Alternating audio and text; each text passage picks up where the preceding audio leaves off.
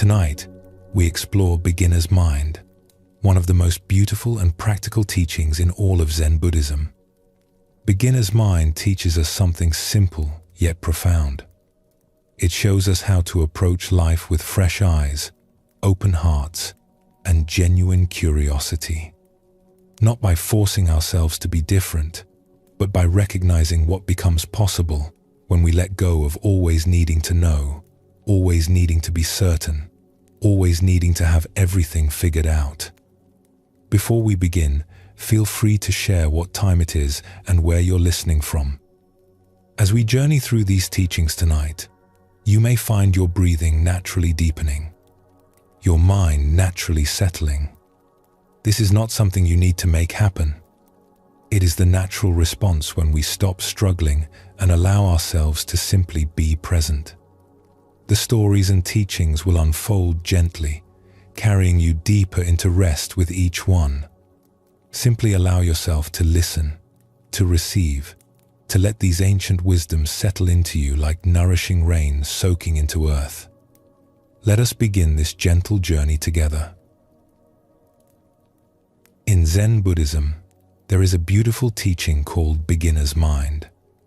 It points to a way of approaching life with fresh openness, as if encountering everything for the first time.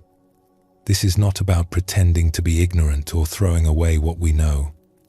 It is about holding our knowledge lightly enough that we remain available to new understanding. Have you ever tried to learn something new, only to find yourself thinking, "Yes, I know this already"? That small voice of resistance that rises up when we feel we already understand. Most of us encounter this voice regularly. We think we already know what the other person is going to say, so we stop really listening. We think we understand a concept, so we stop examining it closely. This habit shapes our lives more than we realize. When we approach everything with certainty that we already know, we close ourselves off from new understanding. The teacher who could help us cannot reach us.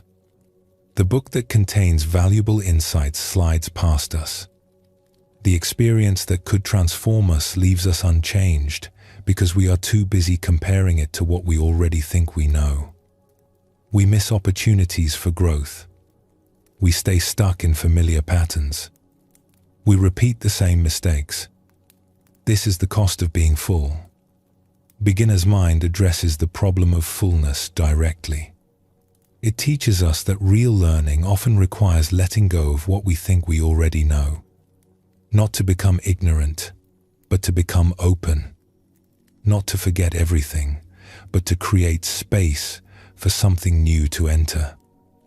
In Zen, there is a teaching about this using a simple image. Imagine you are holding a cup. If that cup is already full to the brim, what happens when someone tries to pour fresh tea into it? The tea simply overflows and is wasted. The tea might be the finest in the world, brewed with perfect care, but your full cup cannot receive it. The problem is not the tea. The problem is your fullness. Our minds work the same way. When we approach life with our minds already full of opinions, conclusions, and fixed beliefs, we cannot receive anything new. The wisdom being offered to us simply overflows and is lost. This teaching invites us to notice how full we have become. Not full of genuine wisdom, but full of assumptions we have mistaken for wisdom. Full of second-hand knowledge we have never tested. Full of conclusions we reached long ago and never questioned since. Beginner's mind starts with recognizing this fullness. Once we see how full we are, we can begin to explore what it might mean to empty ourselves. Let us explore a story that shows this truth. There once lived a scholar named Hideo who had devoted his entire life to studying Buddhist philosophy. For 40 years, he had read every text he could find. His home was filled with ancient scrolls and manuscripts. The walls were lined with wooden shelves holding rare books he had collected from across the country. He could recite complete sutras from memory. He could debate the most subtle points of doctrine with anyone. Students traveled to sit at his feet and learn from his vast knowledge. Hideo took genuine pride in his learning. He had sacrificed much for his studies. While others pursued worldly success, he had pursued understanding. While others accumulated wealth, he had accumulated knowledge.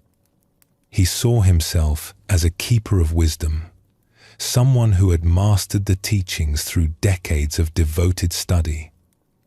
One autumn, travelers passing through his town spoke of a Zen master who lived in a remote mountain monastery. This master, they said, understood Buddhist truth in a way that went beyond books and scholarly debate. People claimed that even brief conversations with him could shift your entire understanding of reality. When Hideo heard these stories, he felt both curious and skeptical. How could an isolated mountain monk know more than someone who had studied for 40 years? What could this hermit possibly understand that was not already contained in the texts Hideo had mastered? Still, the stories intrigued him enough that he decided to make the journey. Perhaps he could test this master's knowledge. Perhaps he could even correct any misunderstandings the master might have. The journey to the monastery took 3 days of difficult travel. The mountain paths were steep and rocky. Hideo was not accustomed to such physical exertion. His body ached. His feet developed painful blisters. By the time he finally reached the temple gates, he was exhausted and irritable. A young monk, perhaps 16 years old, greeted him at the entrance. The boy bowed respectfully and led Hideo through the monastery grounds in silence.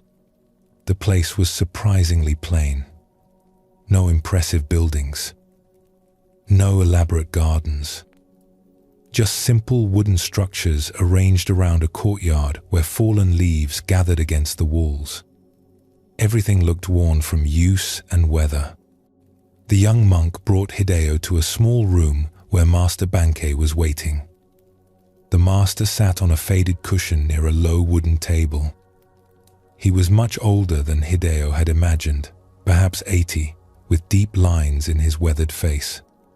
His hands were rough and scarred, the hands of someone who had done physical labor for many years. He wore the same simple robes as the young monk, patched and faded. Hideo felt a wave of disappointment. This ordinary old man was the great teacher everyone spoke of? He had expected someone more impressive, more refined. "Welcome, friend," Master Bankei said with a gentle bow. His voice was soft but clear. "Please, sit. You look tired from your journey. May I offer you some tea?" Hideo sat down on the cushion across from the master. "Yes, thank you. I have traveled far to meet you." Master Bankei nodded and began preparing tea. He worked slowly, giving careful attention to each small action. He rinsed a ceramic teapot with hot water. He measured tea leaves from a plain wooden box. He waited patiently as fresh water heated over a small charcoal brazier. As the master prepared the tea in silence, Hideo grew uncomfortable. He was accustomed to being recognized for his achievements. He had expected the master to ask about his background, to show interest in his learning. But Master Bankei seemed completely absorbed in making tea. Unable to bear the silence, Hideo felt compelled to establish who he was. "I should tell you that I am not an ordinary student," he began. "I have studied Buddhist texts for 40 years. I have read the Diamond Sutra, the Heart Sutra, the Lotus Sutra. I have studied all the major commentaries. I understand the concept of emptiness, the doctrine of no self, the principles of enlightenment. I have debated with scholars throughout the region." Master Bankei continued preparing the tea. He tested the water temperature. He warmed 2 small clay cups. His face showed no particular reaction to Hideo's impressive credentials. Hideo continued talking, his voice gaining emphasis. I have devoted my entire life to understanding the Dharma. I can explain the most complex philosophical points. I have memorized countless teachings. But despite all my knowledge, I feel something is missing. I can explain enlightenment in perfect theoretical terms, but I want to understand the direct experience. I want to know what all these texts are actually pointing toward. The master smiled slightly and picked up the teapot. He began pouring the pale green tea into Hideyo's cup. The liquid steamed gently as it flowed from the spout. The delicate aroma of green tea filled the small room. As the cup filled, Hideo kept talking. He described his favorite sutras. He explained his theories about how wisdom develops. He outlined his questions about the relationship between study and practice. He shared his ideas about enlightenment and how close he must be to achieving it after so many years of dedicated learning. The tea reached the rim of the cup. Master Bankei kept pouring with a steady hand. The tea began to overflow. It spilled over the edge of the cup onto the wooden tray beneath. Still the master poured, the stream of tea continuing to flow. The tea ran off the tray onto the woven straw mat below, creating a small puddle. The master's hand remained perfectly steady, still pouring as if nothing unusual was happening. Hideo watched with growing alarm. "Stop," he finally cried out. "Master, please stop. The cup is full. Can't you see? It cannot hold any more. You're wasting the tea." Master Bankei set down the teapot carefully and looked at Hideo with eyes that held both kindness and amusement. "Like this cup," he said softly. "You are full of your own opinions, your own knowledge, your own ideas about Buddhism. How can I show you Zen unless you first empty your cup?" The words struck Hideo like a sudden wind. For a moment, he could not breathe. He sat frozen, watching the spilled tea soak into the mat. He opened his mouth to respond, to defend himself, to explain that his knowledge was different, that his understanding was based on genuine study. But then he closed his mouth without speaking. What could he say? For 40 years, he had been filling his cup with ideas about truth. Concepts upon concepts. Theories upon theories. He had spent decades accumulating knowledge, always seeking to understand more, to know better, to master every teaching. He had come to this mountain to add one more thing to his vast collection of learning. He had not come to empty himself. He had not come to question his understanding. He had come to demonstrate how much he knew, to confirm his own wisdom. The scholar sat in silence, watching the dark stains spread across the mat. In that moment, looking at the overflow, he understood something he had missed in 40 years of study. He had been collecting answers without ever truly opening himself to the questions. He had been building walls of knowledge around himself, walls that protected him from genuine encounter with reality as it actually is. "Forgive me, Master," Hideo said quietly. His voice sounded different now, softer, uncertain. "I see now that I did not come here to learn. I came here to show you how much I already know. I came seeking confirmation, not truth." Master Bankei picked up a cloth and began wiping up the spilled tea. He moved with the same careful attention he had shown while elf. "The important thing is that you have noticed. This noticing is the beginning of emptying." He wrung out the cloth and looked at Hideo with clear eyes. "Your 40 years of study are not wasted. The texts you have read contain genuine wisdom. But there is a difference between knowing about wisdom and being wisdom. A map of a territory is not the territory itself. You have been studying maps for 40 years. Perhaps now you are ready to take your first actual step on the ground. Take a gentle breath now. Feel what it might be like to set down, just for a moment, the weight of everything you think you already understand. This story reveals something essential about beginner's mind. Hideo's knowledge was not wrong. The sutras he had studied did contain wisdom, but his relationship to that knowledge had become a barrier. He wore his learning like armor that protected him from having to change. The problem was not that Hideo knew too much. The problem was that he believed his knowledge was complete. He approached the master with his cup already full. There was no room left for anything new to enter. We can learn from this. Knowing about something is not the same as knowing something directly. You can read 100 books describing the taste of a peach, but until you actually bite into the fruit, you do not truly know what a peach tastes like.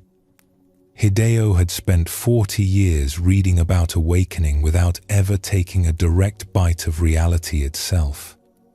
The empty cup teaching reminds us that learning is not always about adding more.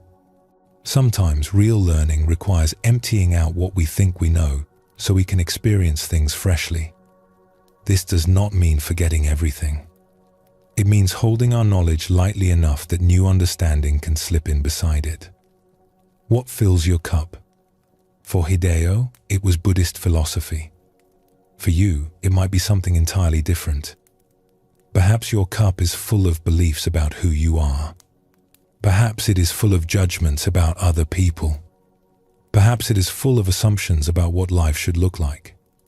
Perhaps it is full of past experiences that tell you what to expect. Whatever fills your cup, beginner's mind invites you to simply notice the fullness. We all carry these accumulations of belief and conclusion. The question is whether we can become aware of them, whether we can see how they shape what we are able to perceive.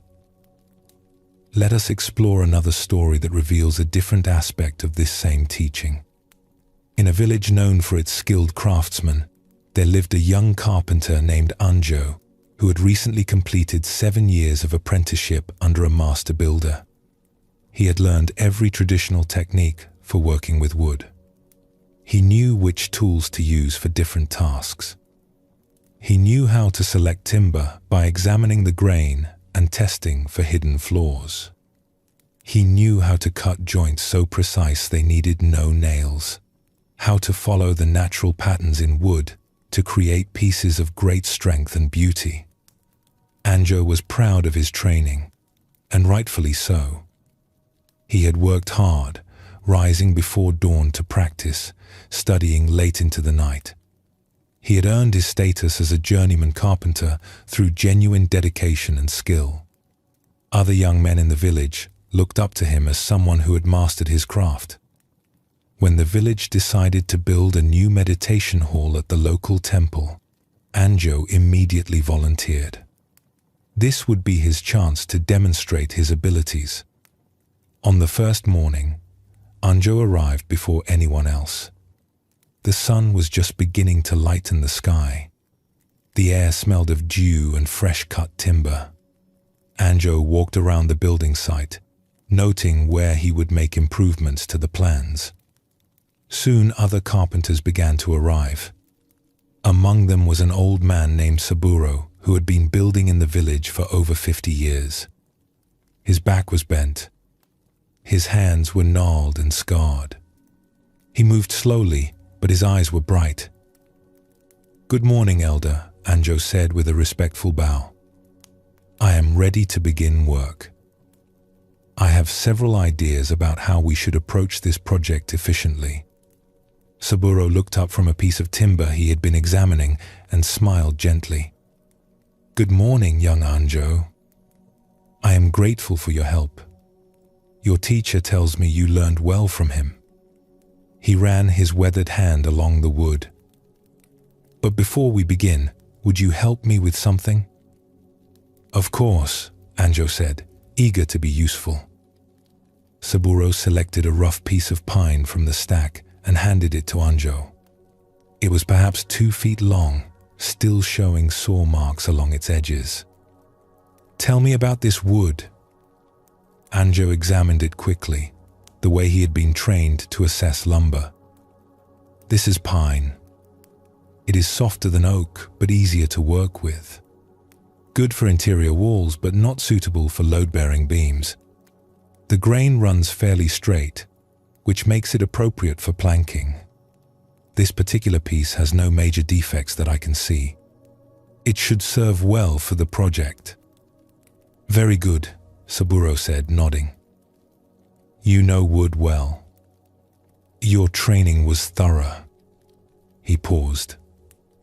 "Now, would you do something for me? Would you sit with this piece of pine for a while? Just hold it.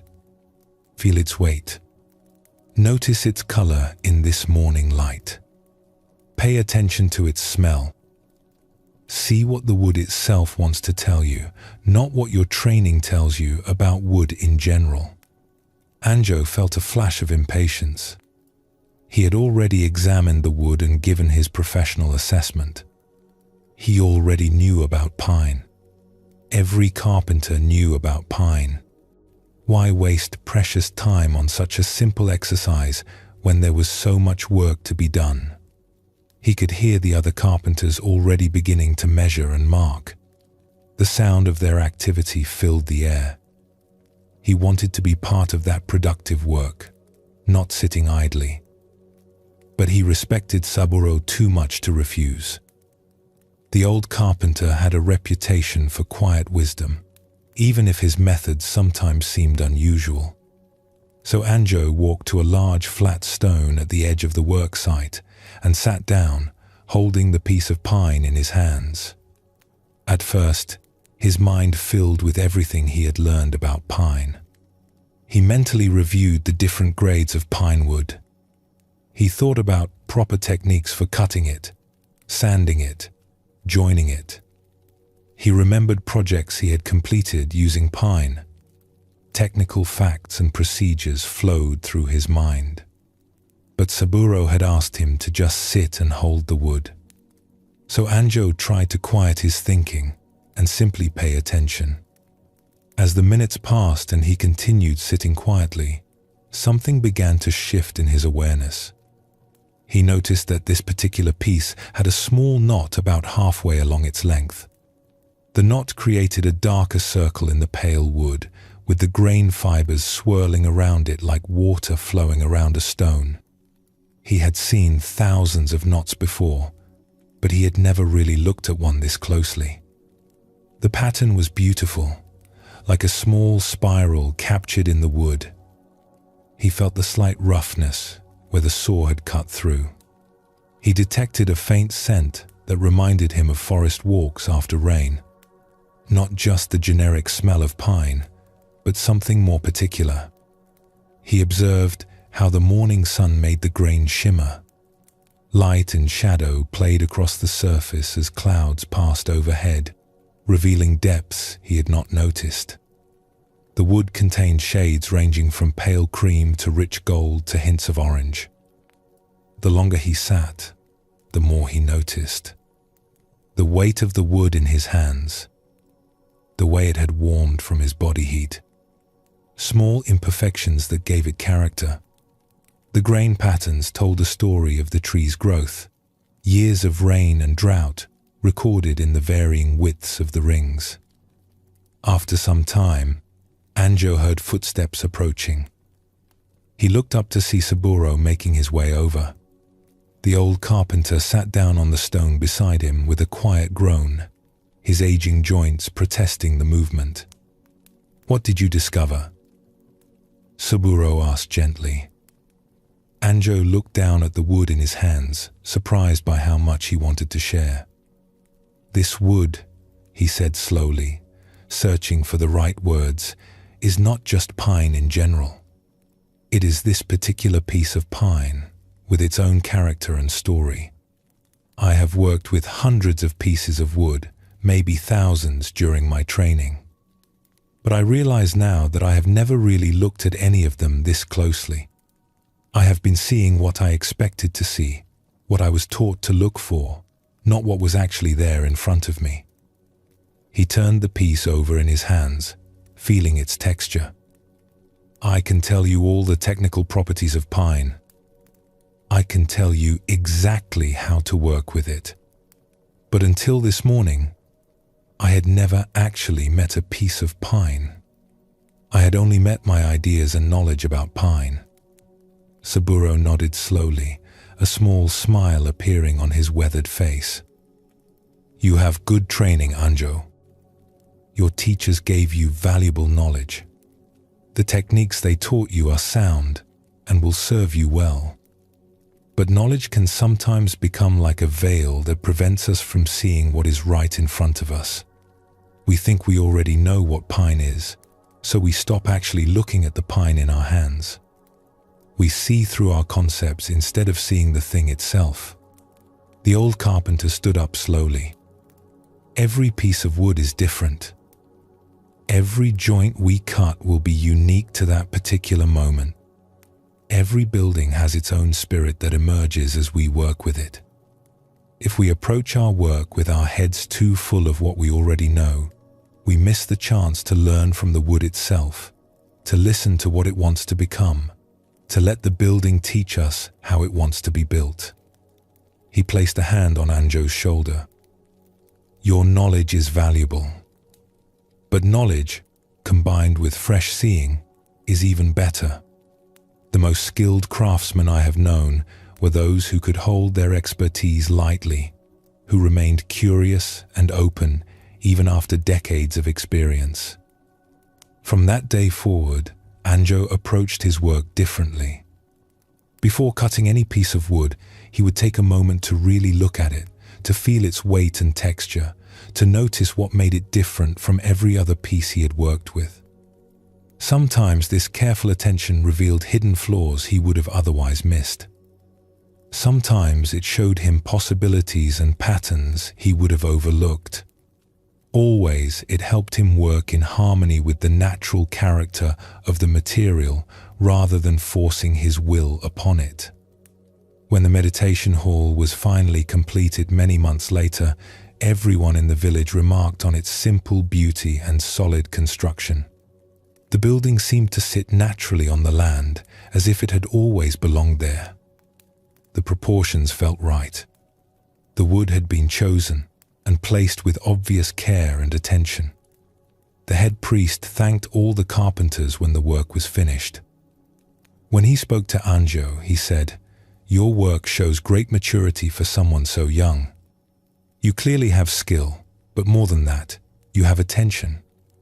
I can see in these joints and beams that you were listening to the wood, not just imposing technique upon it."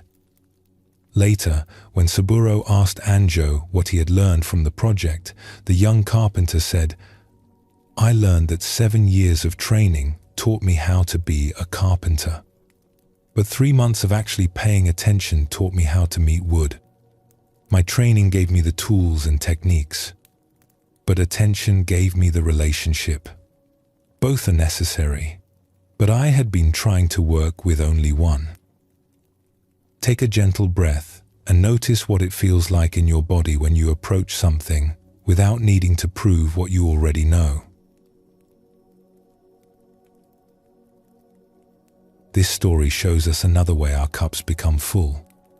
It is not just intellectual knowledge that fills us. It is also our past experiences, our training, our habits of perception. Anjo had real skill as a carpenter. His training was valuable, but he had begun to see wood through the lens of his knowledge rather than seeing wood as it actually was. Beginner's mind does not mean throwing away what we have learned. Anjo did not forget his carpentry skills. Instead, he learned to hold his knowledge more lightly. He learned to let his training inform his work without letting it blind him to what was present. This is what the empty cup points toward. Not ignorance, but openness. Not forgetting, but seeing freshly. When we empty our cup, we make room for reality as it actually is, not just as we expect it to be. In your own life, you bring experience and knowledge to everything you do. This is natural and often helpful. The question is, does your knowledge serve you, or do you serve your knowledge? Can you hold what you know lightly enough that you remain open to new discovery? Consider something you have done thousands of times. Perhaps making your morning tea. Perhaps walking a familiar path. Perhaps talking with someone you have known for years. Do you really see these activities anymore, or do you simply go through the motions based on habit? What might you discover if you could approach them as if for the first time? The empty cup is not about becoming empty of everything. It is about becoming empty of fixed ideas and rigid conclusions so we can be full of fresh perception. It is about creating space for what wants to emerge, rather than forcing everything to fit the patterns we established in the past. Master Bankei did not tell Hideo to burn his books. He simply showed him that his fullness was preventing him from receiving anything new. Saburo did not tell Anjo that his training was worthless. He helped him see that real mastery comes from combining knowledge with fresh attention. Both stories point to the same truth. We can learn to empty our cups not just once, but continuously. Each moment invites us to set down our assumptions and meet life directly. Each encounter offers us the choice to respond from what we already know or to respond from fresh awareness. This is the foundation of beginner's mind. Before we can see with fresh eyes, before we can embrace not knowing, before we can approach life with wonder, we may first need to recognize how full we have become. We can notice the weight of our opinions and fixed ideas. We can observe how our certainty shapes what we perceive. And we can be willing to pour out that fullness so we can receive what each moment offers. As you rest now with these teachings, simply notice: what fills your cup? What beliefs and assumptions do you carry? What knowledge do you hold so tightly that it has become a barrier rather than a tool? There is no need to force anything. Simply notice the fullness with gentle awareness. This noticing itself is the beginning of emptying.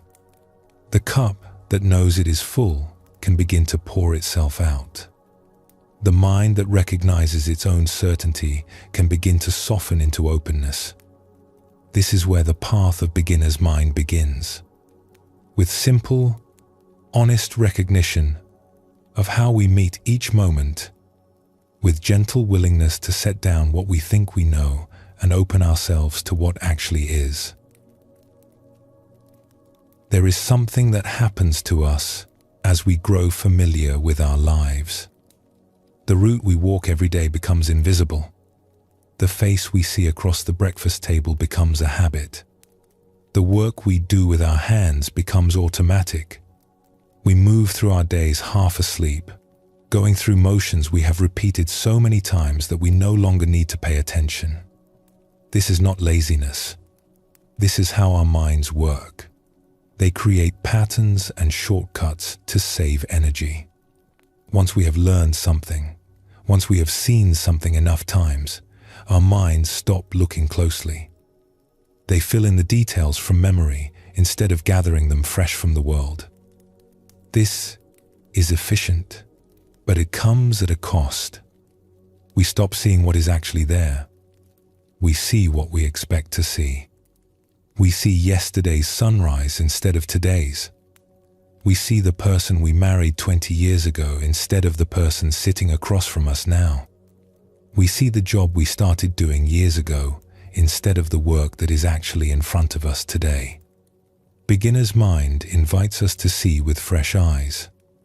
Not once in a while, but as a way of being. This is one of the most profound practices in Zen. To look at the familiar as if we have never seen it before. To approach the ordinary as if it were extraordinary. To notice what has been here all along, waiting patiently for our attention to return. When we see with fresh eyes, the world becomes alive again. Colors become brighter. Details emerge that we had stopped noticing. People reveal depths we had forgotten they possessed. Even our own lives become interesting again, no longer just a series of repeated patterns, but a constantly unfolding story. This is not about trying to feel amazed or forcing ourselves to see beauty where we do not feel it. It is about removing the veil of familiarity that has settled over our perception. It is about letting things be what they actually are instead of what we have decided they are. Let us explore a story that shows this truth.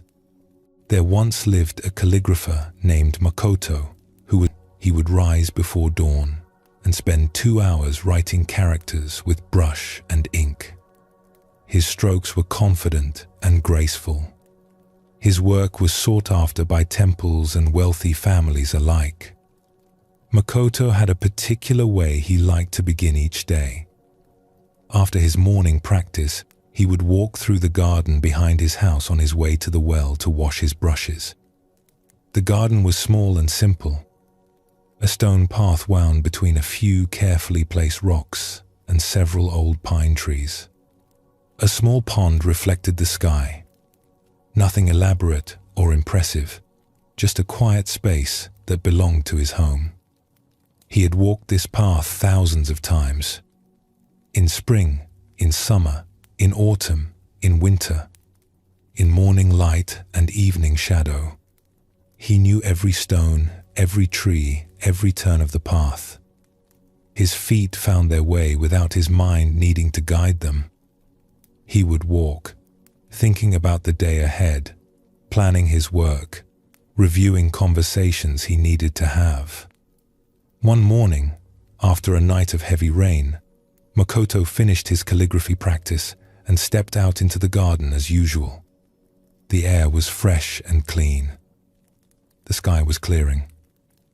He began walking the familiar path toward the well, his mind already occupied with thoughts about a commission he had received. But something made him pause. Perhaps it was the quality of the light after the rain. Perhaps it was a bird call he had not heard before. Perhaps it was nothing he could name. But he stopped walking and, for the first time in years, actually looked at the garden around him. The rain had left water droplets on every surface. The morning sun caught these droplets and turned them into tiny prisms. The old pine tree that he passed every day was covered in thousands of glittering points of light, each one holding a miniature rainbow. He had never noticed this before, though it must have happened after every rain. The moss on the rocks along the path had turned a shade of green so vivid it almost hurt to look at. How long had it been that green? Had it always been that green and he had simply stopped seeing it? He noticed that one of the rocks near the pond had a small crack running through it. Water had gathered in the crack, and a tiny insect was drinking from it. The scene was so small, so ordinary, yet he found himself completely absorbed in watching this insect go about its business. He walked slowly to the pond and knelt beside it. The water was very still. He could see his own reflection clearly on the surface, but he could also see through the water to the smooth stones at the bottom, and he could see the reflection of the sky and clouds. All three layers visible at once: the surface, the depth, the reflection. How many times had he glanced at this pond without really seeing it? Makoto stayed in the garden for over an hour that morning. He looked at things he had seen every day for 30 years as if he had never seen them before. The way lichen grew in patterns on the north side of a rock. The particular curve of a pine branch.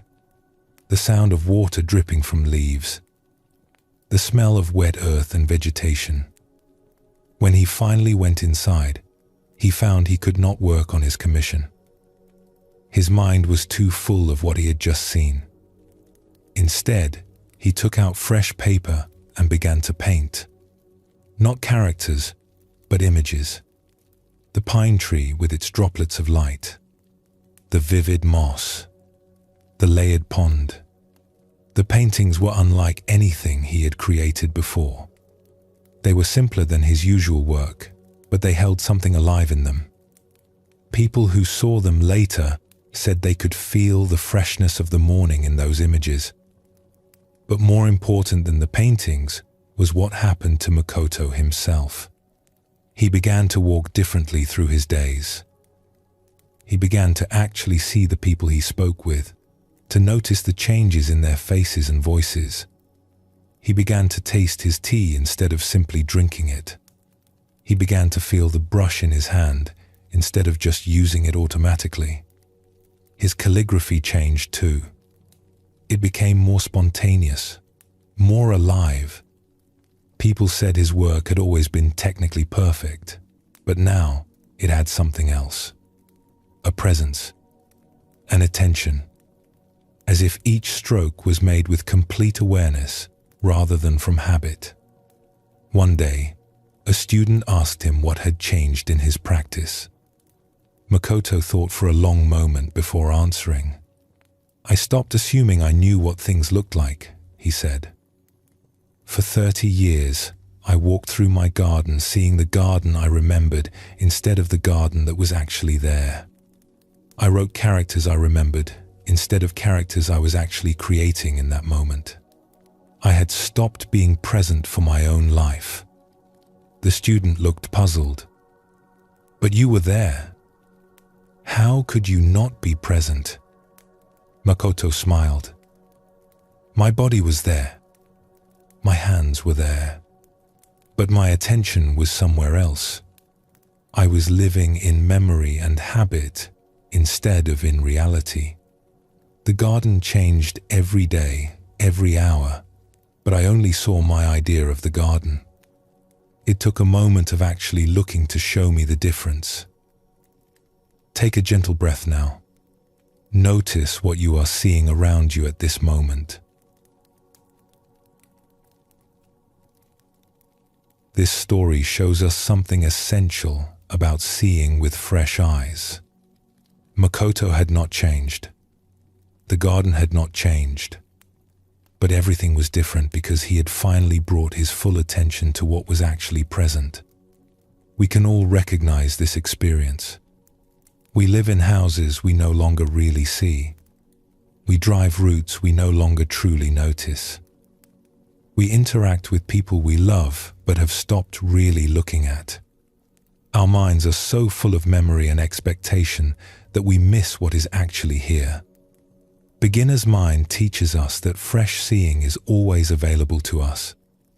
We do not need to go somewhere new or find something extraordinary. We only need to bring our full attention to what is already here. The familiar, when truly seen, becomes new again. Makoto's garden had always held that beauty. The morning light had caught the raindrops in exactly that way countless times before. But he had not been present to see it. His eyes were open, but he was not truly looking. When he finally looked, the world revealed itself.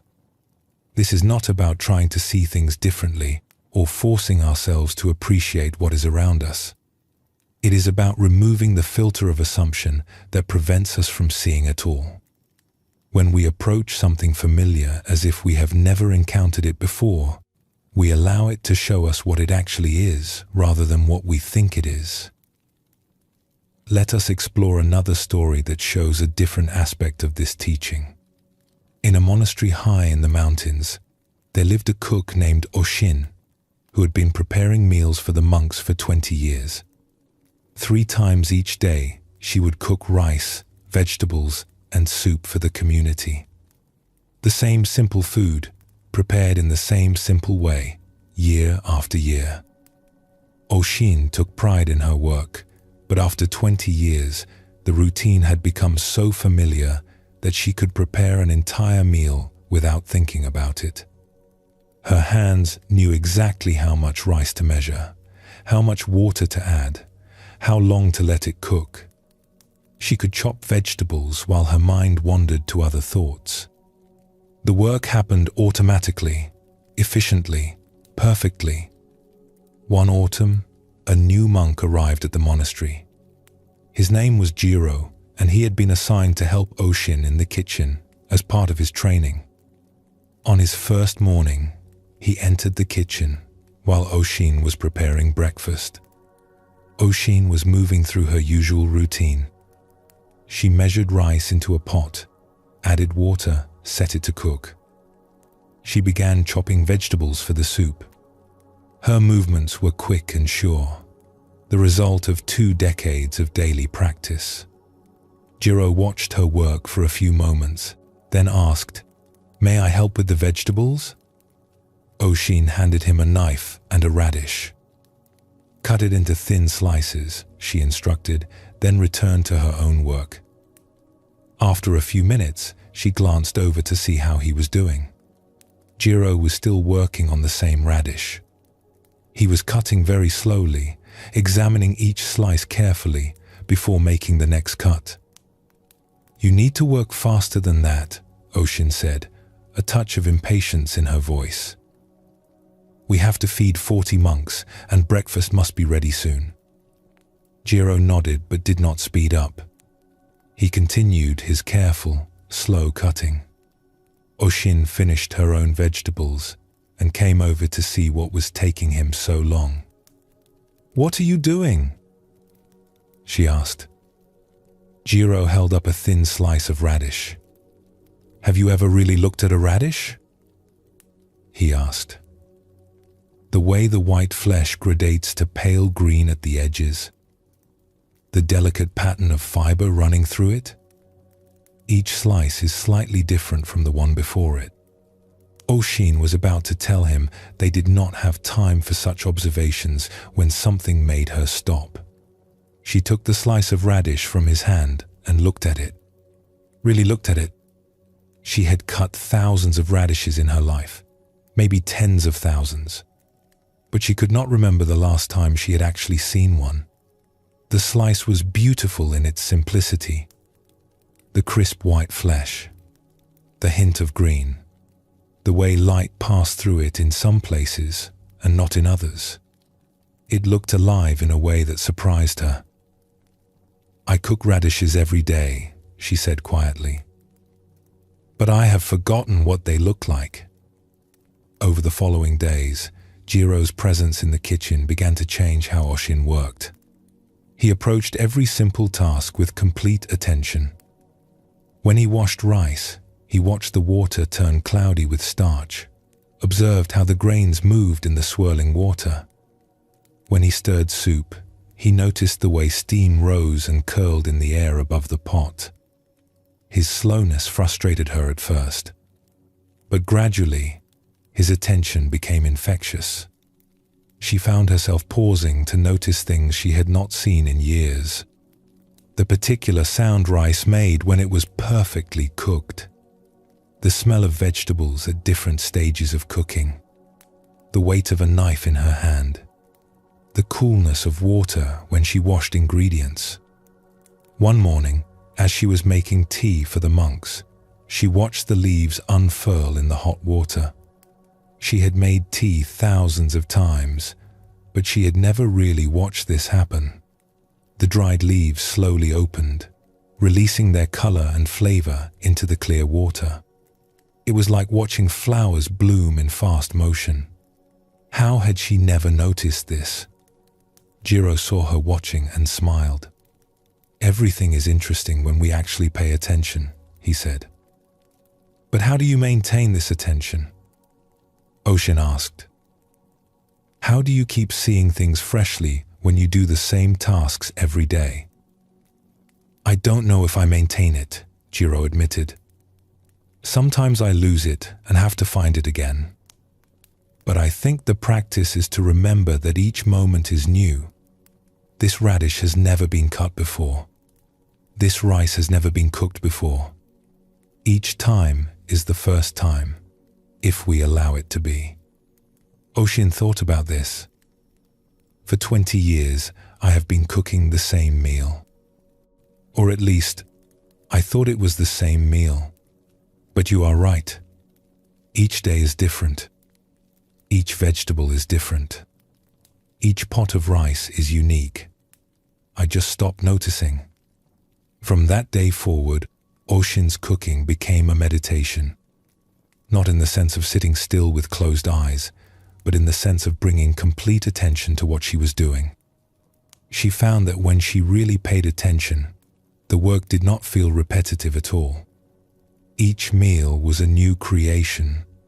Each moment in the kitchen, an opportunity to notice something she had never seen before. The monks noticed a change in the food. They could not say exactly what was different, but somehow the meals tasted more vibrant, more alive. When they asked Oshin about it, she said, "Nothing has changed. I am cooking the same food in the same way. But now I am actually present while I cook. Perhaps you can taste the attention." Years later, after Jiro had moved on to another monastery, a young monk asked Oshin about her cooking practice. She told him, "A wise young monk taught me that I had gone blind from familiarity. I had stopped seeing what was in front of me because I thought I already knew what it was. He showed me that fresh eyes are always available to us. We only have to remember to open them." This story reveals another dimension of seeing with fresh eyes. Oshin had become so skilled at her work that she no longer needed to pay attention to it. This efficiency served her in some ways, but it also meant she had lost contact with the actual experience of cooking. Jiro showed her that attention is not just about noticing beauty or finding things interesting. It is about being present for our own lives. When Oshin cooked without attention, she was not really there. Her body was moving through the motions, but she was somewhere else in her mind. When she brought her attention back, she came back to life. This teaching applies to everything we do regularly. The more familiar something becomes, the less we truly see it. We think we know what our morning coffee tastes like, so we stop tasting it. We think we know what our partner looks like, so we stop really seeing them. We think we know how to do our work, so we stop paying attention while we do it. But when we bring fresh attention to familiar things, we discover that they are not as familiar as we thought. Each cup of coffee is unique. Each person changes from day to day. Each moment of work holds something new if we are present for it. The practice of seeing with fresh eyes is not complicated. It does not require special training or unusual abilities. It simply requires remembering to look, to actually see what is in front of us, instead of seeing our memory or expectation of it. This is why beginner's mind is called a practice. It is not something we achieve once and then possess forever. It is something we return to again and again. Each time we notice we have drifted back into automatic habits of perception. We can practice this right now, wherever we are. Look at something near you as if you have never seen it before. Notice its color, its texture, its shape. Listen to the sounds around you as if you have never heard them. Feel whatever your body is touching as if you have never felt that sensation. This simple practice can transform our experience of life. Not because life changes, but because we begin to actually experience it instead of sleepwalking through it. Let us explore one more story that shows how this practice can surprise us. There was once a merchant named Haru who traveled regularly between his village and the capital city. The journey took 3 days on foot, following a well-worn road through hills and valleys. Haru had made this journey at least once each month for 15 years. He knew every landmark along the way. The twisted tree at the first hill, the stream crossing at the valley bottom, the shrine where travelers left offerings. Haru's mind was always busy during these journeys. He would calculate profits and losses. He would plan his negotiations with suppliers. he would worry about his family back home. The road was just the thing he walked on to get from one place to another. He barely saw it anymore. One spring morning, Haru set out on his monthly trip. The weather was fine, and he expected to reach the first village by evening as usual. But a few hours into his walk, he came around a bend in the road and stopped abruptly. The twisted tree was covered in blossoms. White flowers had burst from every branch, transforming the gnarled old tree into something that looked like a cloud had settled among its limbs. The sight was so beautiful, it took his breath away. Haru stood staring at the tree. He had passed this tree perhaps 200 times, but he had never seen it in bloom before. Had it never bloomed in spring? That seemed impossible. Surely it bloomed every year. But if so, how had he never noticed? He realized with a shock that he could not even say what kind of tree it was. He knew it as the twisted tree, a landmark for navigation. But he had never really looked at it. He did not know its leaves, its bark, its nature. It was just a signpost to him, marking his progress along the route. Now, seeing it in full flower, he understood that he had been walking past miracles without seeing them. The tree had been offering this beauty every spring, and he had been too preoccupied to notice. Haru continued his journey, but something had shifted in him. He found himself actually looking at the road he was walking. He noticed wildflowers growing in the grass beside the path. He saw how the light changed as the sun moved across the sky. He heard birds he had never consciously registered before. When he reached the stream crossing, he paused to watch the water flow over the rocks. He had crossed this stream hundreds of times without really seeing it. Now he noticed how clear the water was, how it caught the light, how it made gentle sounds as it moved. That night, resting at a traveler's inn, Haru thought about his journey. I have been walking this road for 15 years, he realized, but today was the first day I actually saw it. How much else have I missed while I was lost in my thoughts? From then on, Haru's monthly journeys became different. He still thought about his business, still made his plans, but he also allowed himself to see where he was, to notice the changing seasons, to observe the life happening all around him, to be present for the walk itself, not just focused on the destination. He found that this attention did not slow him down or make him less efficient at his work.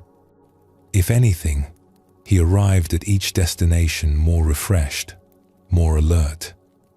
The practice of seeing with fresh eyes became a gift he gave himself 3 days each month. Years later, someone asked him about his travels. "Don't you get bored?" they asked, "walking the same road over and over?" Haru smiled. "It is never the same road," he said. "The road is different every time. I was the one who was always the same, seeing with old eyes.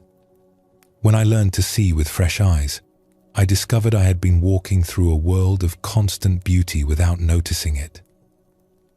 Take a gentle breath now and notice how you feel. These stories all point to the same teaching. Fresh seeing is not about going somewhere new or finding something unusual. It is about bringing our full attention to what is already here. When we see with fresh eyes, the ordinary reveals itself as extraordinary. Not because we are forcing ourselves to find it interesting, but because we are finally allowing ourselves to see what was always there.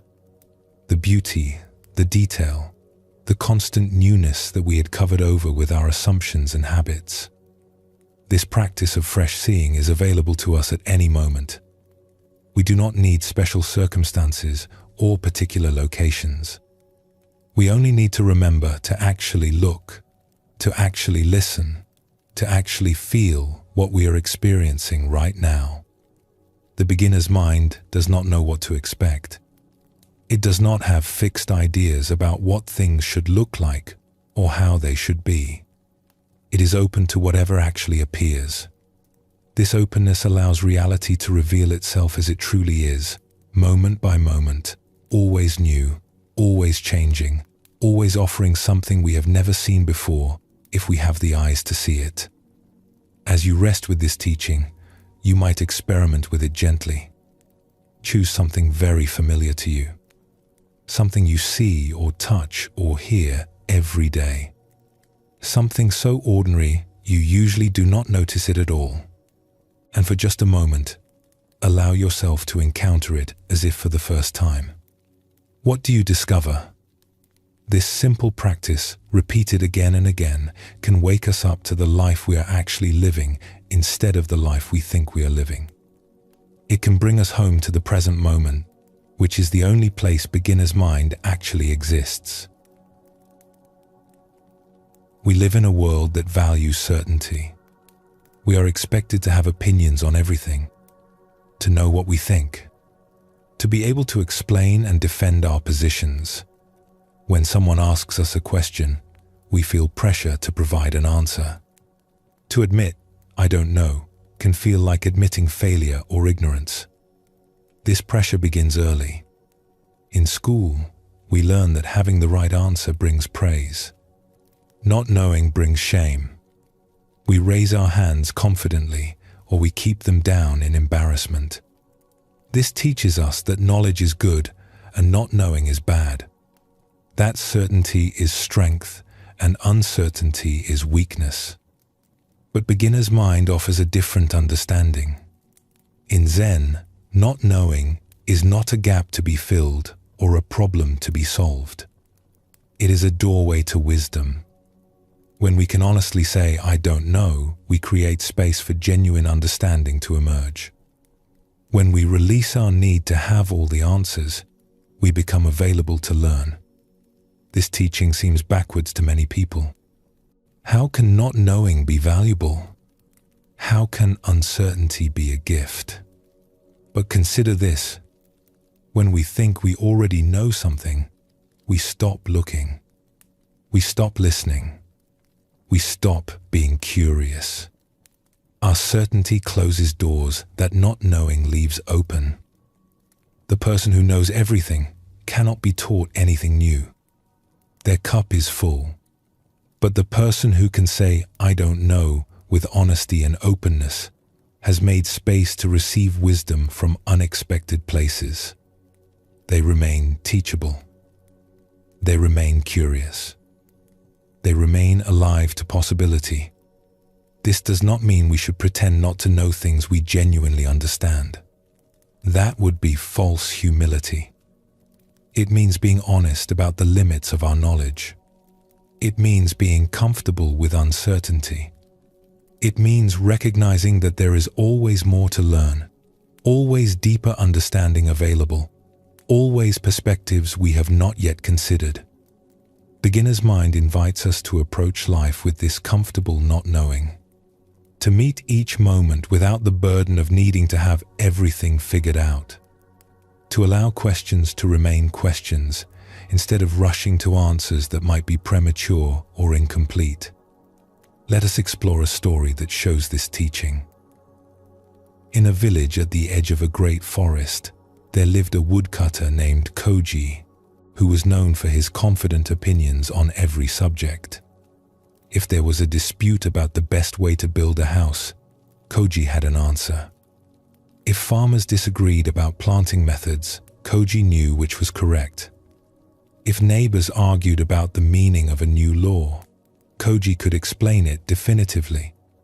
People would often come to Koji seeking his opinion, and he was always happy to provide it. He prided himself on never being uncertain, never appearing confused or ignorant. "A man should know his own mind," he would say. Uncertainty is weakness. One autumn, a traveling monk stopped in the village for the night. The villagers gathered to hear news from other places, and someone mentioned that Koji always had answers to any question. The monk seemed interested in this and asked to meet Koji. That evening, the monk visited Koji's home.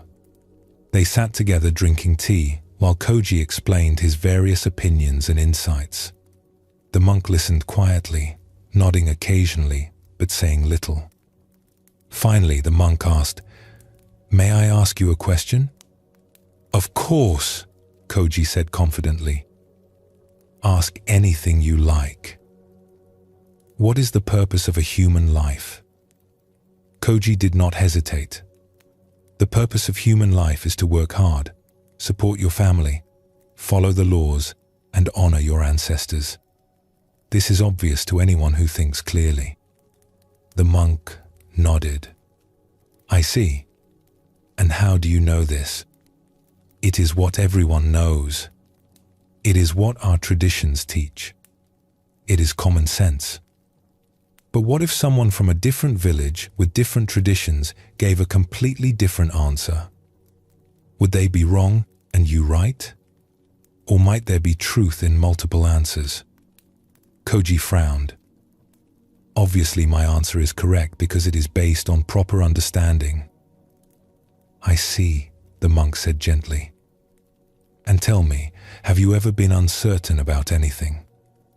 Koji felt uncomfortable with this question. Uncertainty serves no purpose. A man either knows something or he does not. If he does not know, he should learn until he does. What if there are some questions that have no single correct answer? What if some truths are too large to be captured by one perspective? Then one must think more carefully until the correct answer becomes clear, Koji insisted. The monk was quiet for a moment. Then he said, "I have traveled to many villages and spoken with many wise people.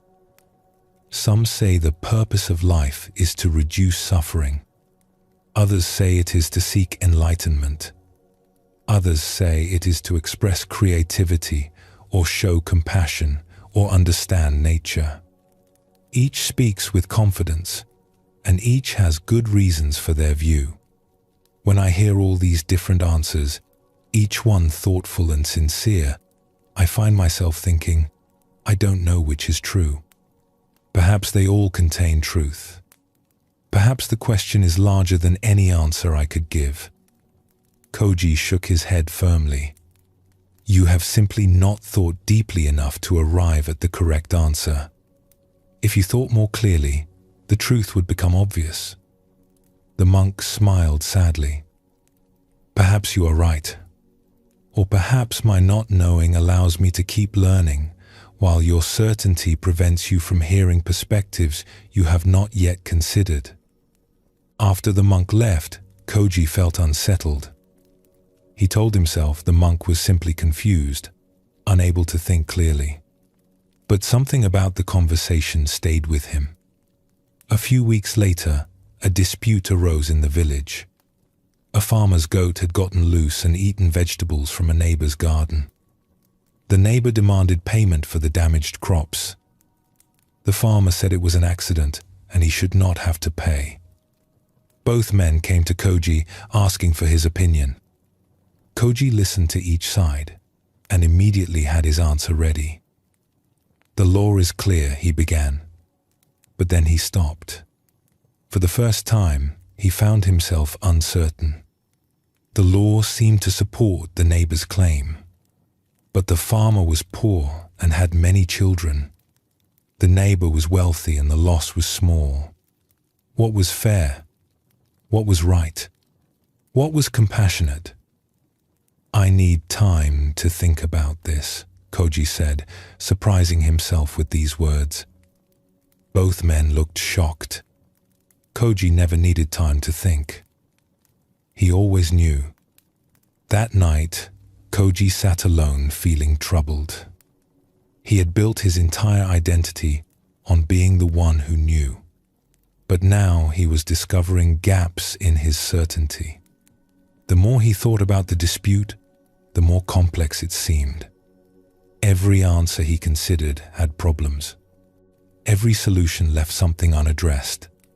For the first time in his adult life, Koji allowed himself to think the words, "I don't know." It felt frightening at first, like standing at the edge of a cliff. But as he sat with this feeling, something unexpected happened. The pressure of always needing to know lifted slightly. The burden of maintaining certainty eased. In the space created by not knowing, he found himself able to think more freely. He began to consider perspectives he had never examined before. What if there was not one right answer, but several partial answers? What if wisdom sometimes meant holding multiple truths at once? What if the most honest thing he could say was simply, "This is complicated, and I am not certain of the best solution"? The next day, Koji met with both men again. "I have thought carefully about your dispute," he said. "And I must tell you honestly, I do not know the single correct answer. The situation has complexity I did not see at first. Perhaps we could talk together and find a solution that addresses both your concerns, rather than simply declaring one of you right and the other wrong." The men looked surprised, but they agreed. Through conversation, they found a middle way. The farmer would replace some of the damaged vegetables from his own garden. The neighbor would accept this and help the farmer repair the fence that had allowed the goat to escape. Both men left satisfied, and their friendship remained intact. Other villagers heard about this and were puzzled. Koji had always been so certain. Now he was admitting he did not know? Was he losing his wisdom? But Koji was discovering something the monk had tried to show him. Real wisdom sometimes looks like not knowing. It looks like being open to multiple perspectives. It looks like remaining teachable instead of certain. He began to speak differently. Instead of pronouncing definite opinions, he would say things like, "This is how it appears to me, but I may be seeing it incompletely," or "I am uncertain, but perhaps we could explore this together." Some people were disappointed. They wanted the old Koji who had confident answers for everything. But others were drawn to this new humility. They found they could talk with him more honestly now, exploring questions together instead of simply receiving his pronouncements. Years later, a young person asked Koji, "Are you wiser now than you were before?" Koji thought for a long moment. "I know less than I thought I knew," he said. "But I understand more. When I pretended to know everything, I stopped learning. Now that I can admit what I don't know, every day brings new understanding. The more comfortable I become with not knowing, the more genuine wisdom seems to find me." Take a gentle breath now. Notice what it feels like to let yourself not know something, even just for a moment. This story shows us something important about the gift of not knowing. Koji's certainty had made him rigid. It prevented him from seeing complexity. It stopped him from learning. When he finally allowed himself to say, "I don't know," he became more wise, not less. We can all recognize this pattern in ourselves. The pressure to have opinions, to know what we think, to be able to explain and defend our positions. This pressure can make us hold on to views even when they are incomplete or flawed. It can prevent us from hearing other perspectives. It can stop us from growing. Beginner's mind teaches us that admitting uncertainty is not weakness. It is honesty. It is openness. It is the foundation for real learning. When we can say, "I don't know," without shame, we create space for wisdom to emerge from unexpected places. This does not mean we should be wishy-washy or avoid forming views. It means holding our views lightly enough that we remain open to revision when we encounter new information or perspectives we had not considered. Let us explore another story that reveals a different aspect of this teaching. There was once a renowned scholar named Professor Natsume who taught at a prestigious academy. He was respected throughout the country for his deep knowledge of classical literature. Students came from distant provinces to study with him, and his interpretations of ancient texts were considered authoritative. One spring, a new student arrived at the academy. Her name was Yuki, and she came from a remote mountain village. She had studied the classical texts on her own, without formal teachers, learning from whatever books she could find. In her first class, Professor Natsume was lecturing on a famous poem. He explained its meaning with his usual confidence and precision. He told the students exactly what the poet had intended, what each image represented, what message the poem conveyed. Yuki raised her hand. "Professor, may I ask a question?" "Of course," he said. "How do you know what the poet intended?" "The poet lived 400 years ago and left no explanation of the poem. Might there be other ways to understand it?" Professor Natsume frowned slightly. Through careful study of the historical context, the poet's other works, and the literary conventions of the period, we can determine the correct interpretation with reasonable certainty. But might the poem hold meanings the poet did not consciously intend? Might different readers find different truths in the same words? The professor felt irritated. Literary analysis is not about personal feelings or subjective impressions. It is about understanding what the text actually means through rigorous scholarly methods. "I see," Yuki said quietly. "Thank you for explaining." But in the following weeks, Yuki continued to ask questions that unsettled Professor Natsume. She would offer interpretations he had never considered. She would point out ambiguities in texts he thought were clear. She would suggest that certainty about ancient meanings might sometimes be an illusion. At first, Professor Natsume dismissed her questions as naive. She lacked proper training.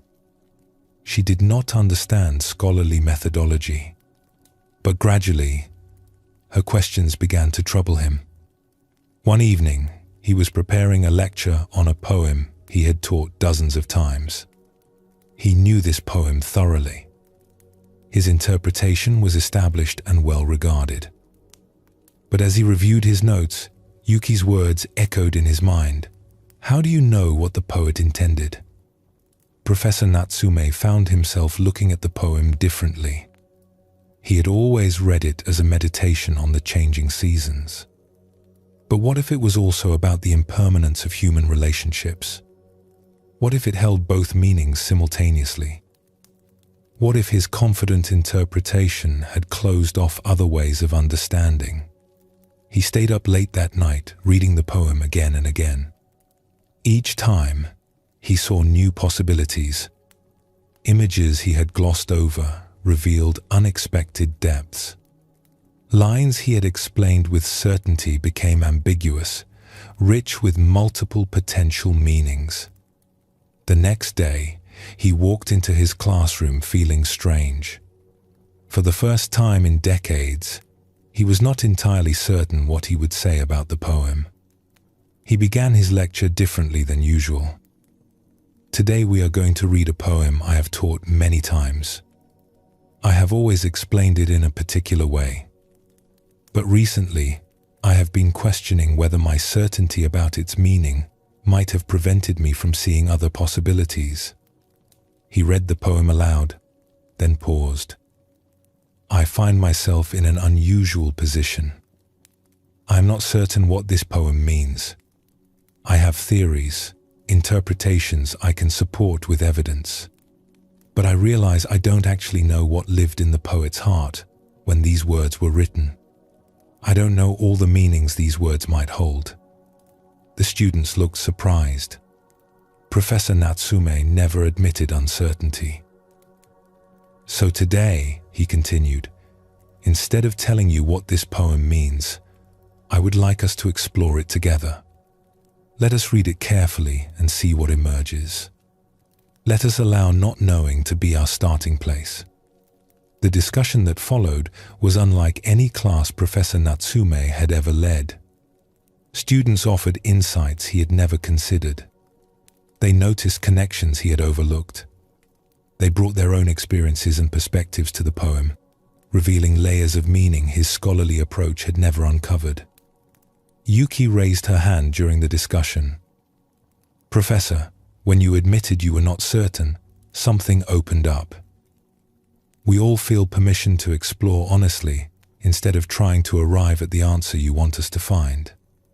Professor Natsume felt something shift inside him. For decades, he had believed his role was to eliminate uncertainty, to provide definitive answers. But Yuki had shown him something different. Not knowing could be generative. It could create space for genuine discovery. It could allow new understanding to emerge. From that day forward, his teaching changed. He still shared his deep knowledge and careful analysis, but he held it more lightly. He presented his interpretations as possibilities rather than conclusions. He became comfortable saying, "I don't know," when faced with genuine ambiguity. His students found this new approach more engaging. Instead of memorizing his interpretations, they learned to think for themselves. Instead of seeking certainty, they learned to live with productive uncertainty. Years later, a colleague asked Professor Natsume, "Do you worry that admitting uncertainty damages your authority as a scholar?" He smiled. "I used to worry about that. But I've discovered something interesting. When I pretended to know everything with certainty, students either believed me without question or quietly disbelieved me. Either way, they did not engage deeply with the material. Now that I can admit what I don't know, they take me more seriously, not less. My honest uncertainty invites their honest exploration." Take a gentle breath and notice what it feels like to allow something to remain uncertain, to let a question be a question. This story reveals another aspect of the gift of not knowing. Professor Natsume's certainty had limited not only his own understanding, but also his students' learning. When he allowed himself to not know, he created space for genuine inquiry and discovery. We can see this dynamic in many areas of life. Parents who pretend to have all the answers raise children who either become dependent or rebellious. Leaders who cannot admit uncertainty make poor decisions because they ignore information that contradicts their views. Experts who cling to certainty stop advancing their fields. But when we can hold our knowledge lightly, when we can remain open to being wrong or incomplete in our understanding, we remain capable of growth. We become better teachers because we inspire curiosity rather than demanding memorization. We become better leaders because we can learn from others and change course when needed. The practice of not knowing does not mean abandoning discrimination or judgment. It means recognizing that our current understanding, however deep, is always partial. There is always more to learn, always new perspectives to consider, always the possibility that what we think we know might need revision. Beginner's mind holds knowledge and not knowing together. We can know what we have learned while remaining open to what we have not yet discovered. We can have well-considered views while staying curious about other possibilities. We can be both knowledgeable and humble. This balance is at the heart of genuine wisdom. The wise person knows much, but holds their knowledge lightly. They have strong understanding, but remain teachable. They can say with confidence, "This is what I have learned," and with equal confidence, "There is much I do not yet understand." In your own life, where might you be clinging to certainty that prevents you from learning? Where might admitting "I don't know" create space for new understanding. This question is not meant to undermine your knowledge or make you doubt yourself. It is an invitation to notice where your certainty might have become rigid, where your need to be right might be preventing you from seeing clearly. The beginner's mind approaches each moment not knowing what it will bring. This not knowing is not anxious or fearful. It is open and curious. It says, I don't know what will happen, and that is okay. I will meet whatever comes with attention and care. This comfortable uncertainty allows us to remain responsive rather than reactive. When we think we know what will happen, what someone will say, how a situation will unfold, we stop paying attention to what is actually occurring. But when we can admit we don't know, we remain alert, present, available to respond to reality as it actually is. The gift of not knowing is freedom. Freedom from the burden of always needing to be right. Freedom from the pressure of maintaining certainty. Freedom to change our minds when we encounter new information. Freedom to say, I was wrong without shame. Freedom to learn throughout our lives, instead of spending our energy defending what we think we already know. Let us look at one more story that shows how not knowing can guide us through difficult moments. There was once a village doctor named Sato who had practiced medicine for 30 years. She had seen countless patients, treated numerous illnesses, and built a reputation for her skill and knowledge. People trusted her completely. One day, a mother brought her child to Dr. Sato. The child had been suffering from a mysterious illness for weeks. Fever, weakness, strange pains that moved through the body. Dr. Sato examined the child carefully and prescribed the treatment she thought would work. But the child did not improve. Dr. Sato tried a different approach. Still no improvement. She tried a third treatment, then a fourth. Nothing helped. The child grew weaker. The mother began to lose faith. You are supposed to be the best doctor in the region, she said, her voice breaking with worry and frustration. Why can't you cure my child? Dr. Sato felt the weight of this question. Her reputation was built on knowing what to do, on having answers. But faced with this suffering child, she had to acknowledge a difficult truth. I don't know what is wrong with your child, she said quietly. I have tried everything I know and nothing has helped. I am sorry. The mother began to cry. But then Dr. Sato continued. Because I don't know, I want to try something different. There is a doctor in the capital city who has studied illnesses I have never encountered. I think we should take your child there. I will write everything I have observed and send it ahead so he can begin thinking about the case before you arrive. The mother looked surprised. She had expected Dr. Sato to keep trying, to insist she could solve the problem herself. But Dr. Sato's honest admission of not knowing had opened a path forward. They took the child to the capital. The doctor there, reading Dr. Sato's careful notes and examining the child, recognized a rare condition he had encountered only once before. He prescribed a specific treatment, and within days, the child began to improve. When the mother returned to the village with her healthy child, she thanked Dr. Sato profusely. You saved my child by admitting you did not know, she said. Dr. Sato nodded. For years, I thought my job was to always have answers. But I have learned that sometimes the most important thing a doctor can say is, I don't know and I need help. If I had kept pretending I knew what to do, your child might have died while I protected my reputation. From that day forward, Dr. Sato practiced medicine differently. She was still skilled and knowledgeable, but she was also comfortable saying, I don't know, when she encountered something beyond her understanding.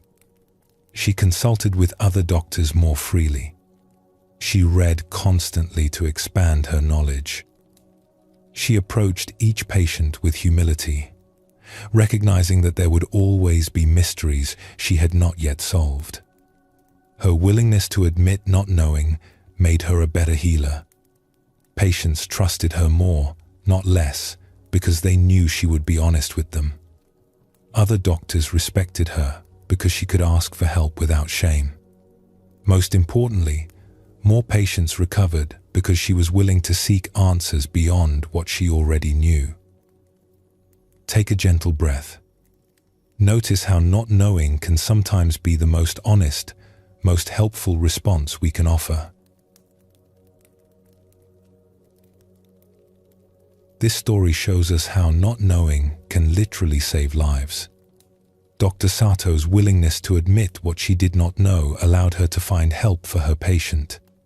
If she had clung to certainty, if she had kept insisting she knew what to do, the outcome might have been tragic.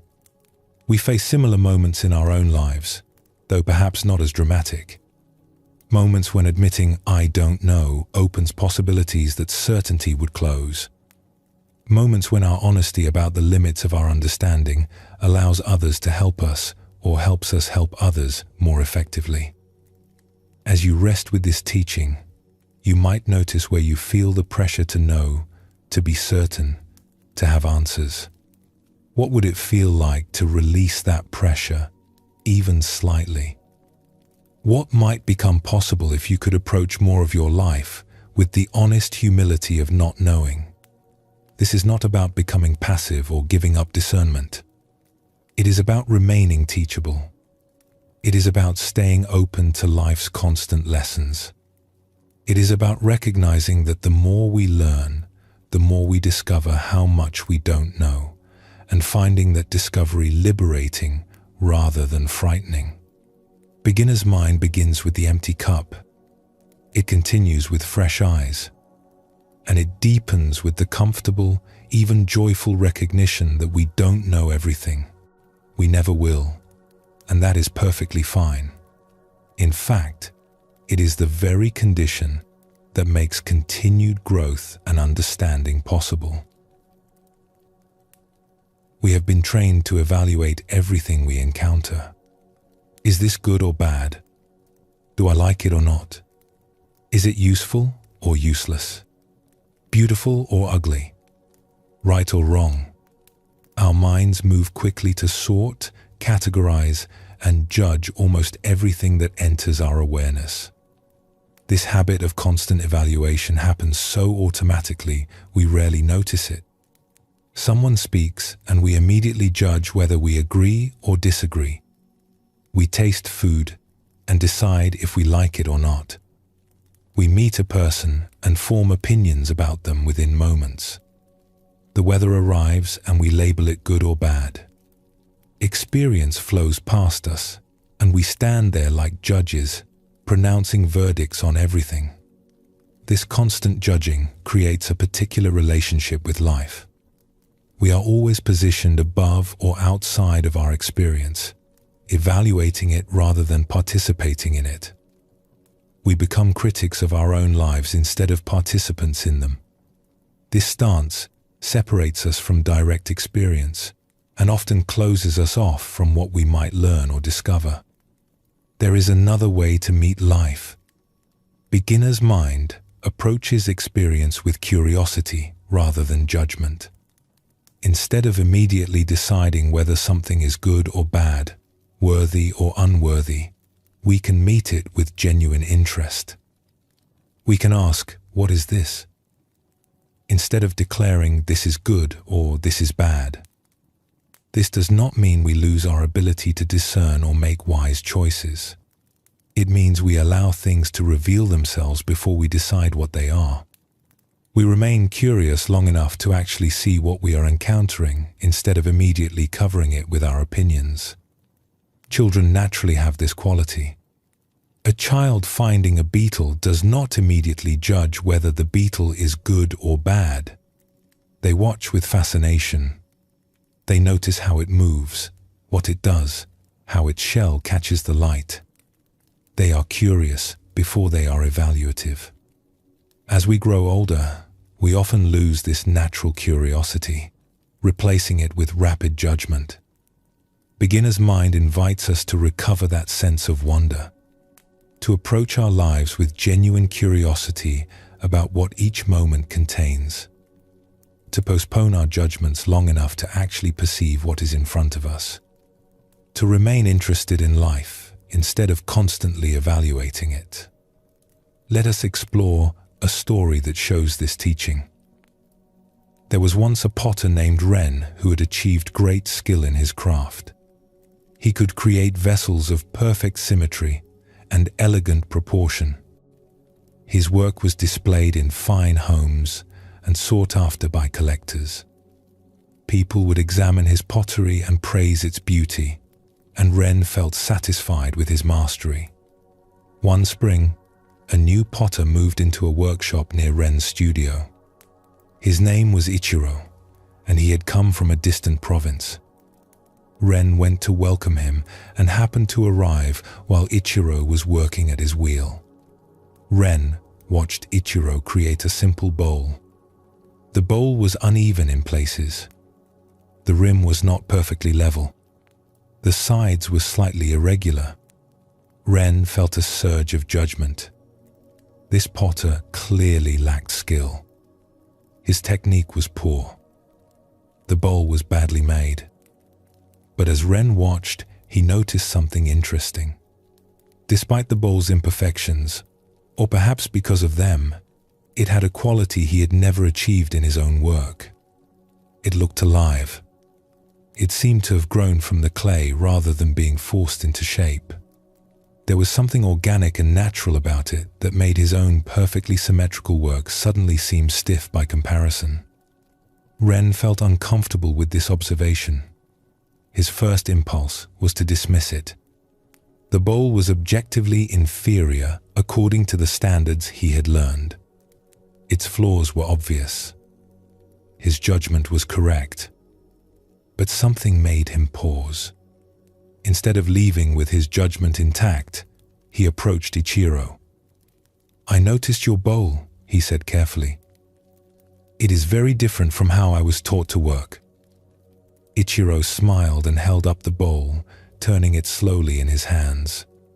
"Yes, I imagine it is. My teacher believed that clay has its own nature that wants to express itself. He taught me to work with the clay rather than imposing my will upon it." "But the rim is uneven," Ren pointed out, still caught in his evaluative mind. "Yes," Ichiro agreed easily. "It is. Does that make the bowl less useful? Less beautiful? Or does it make it different from what you expected?" Ren found he could not answer immediately. He had judged the bowl as badly made, but now he was not certain. Perhaps it was not badly made, but differently made. Perhaps his standards were not the only way to understand pottery. "May I watch you work sometimes?" Ren asked, surprising himself with the request. Over the following weeks, Ren spent hours watching Ichiro at the wheel. At first, he kept noticing what he considered mistakes. Places where Ichiro could have made the clay more even, more symmetrical, more perfect. His trained eye kept pointing out flaws. But gradually, Ren began to watch with curiosity instead of judgment. Instead of evaluating every movement Ichiro made, he tried simply to understand what Ichiro was doing and why.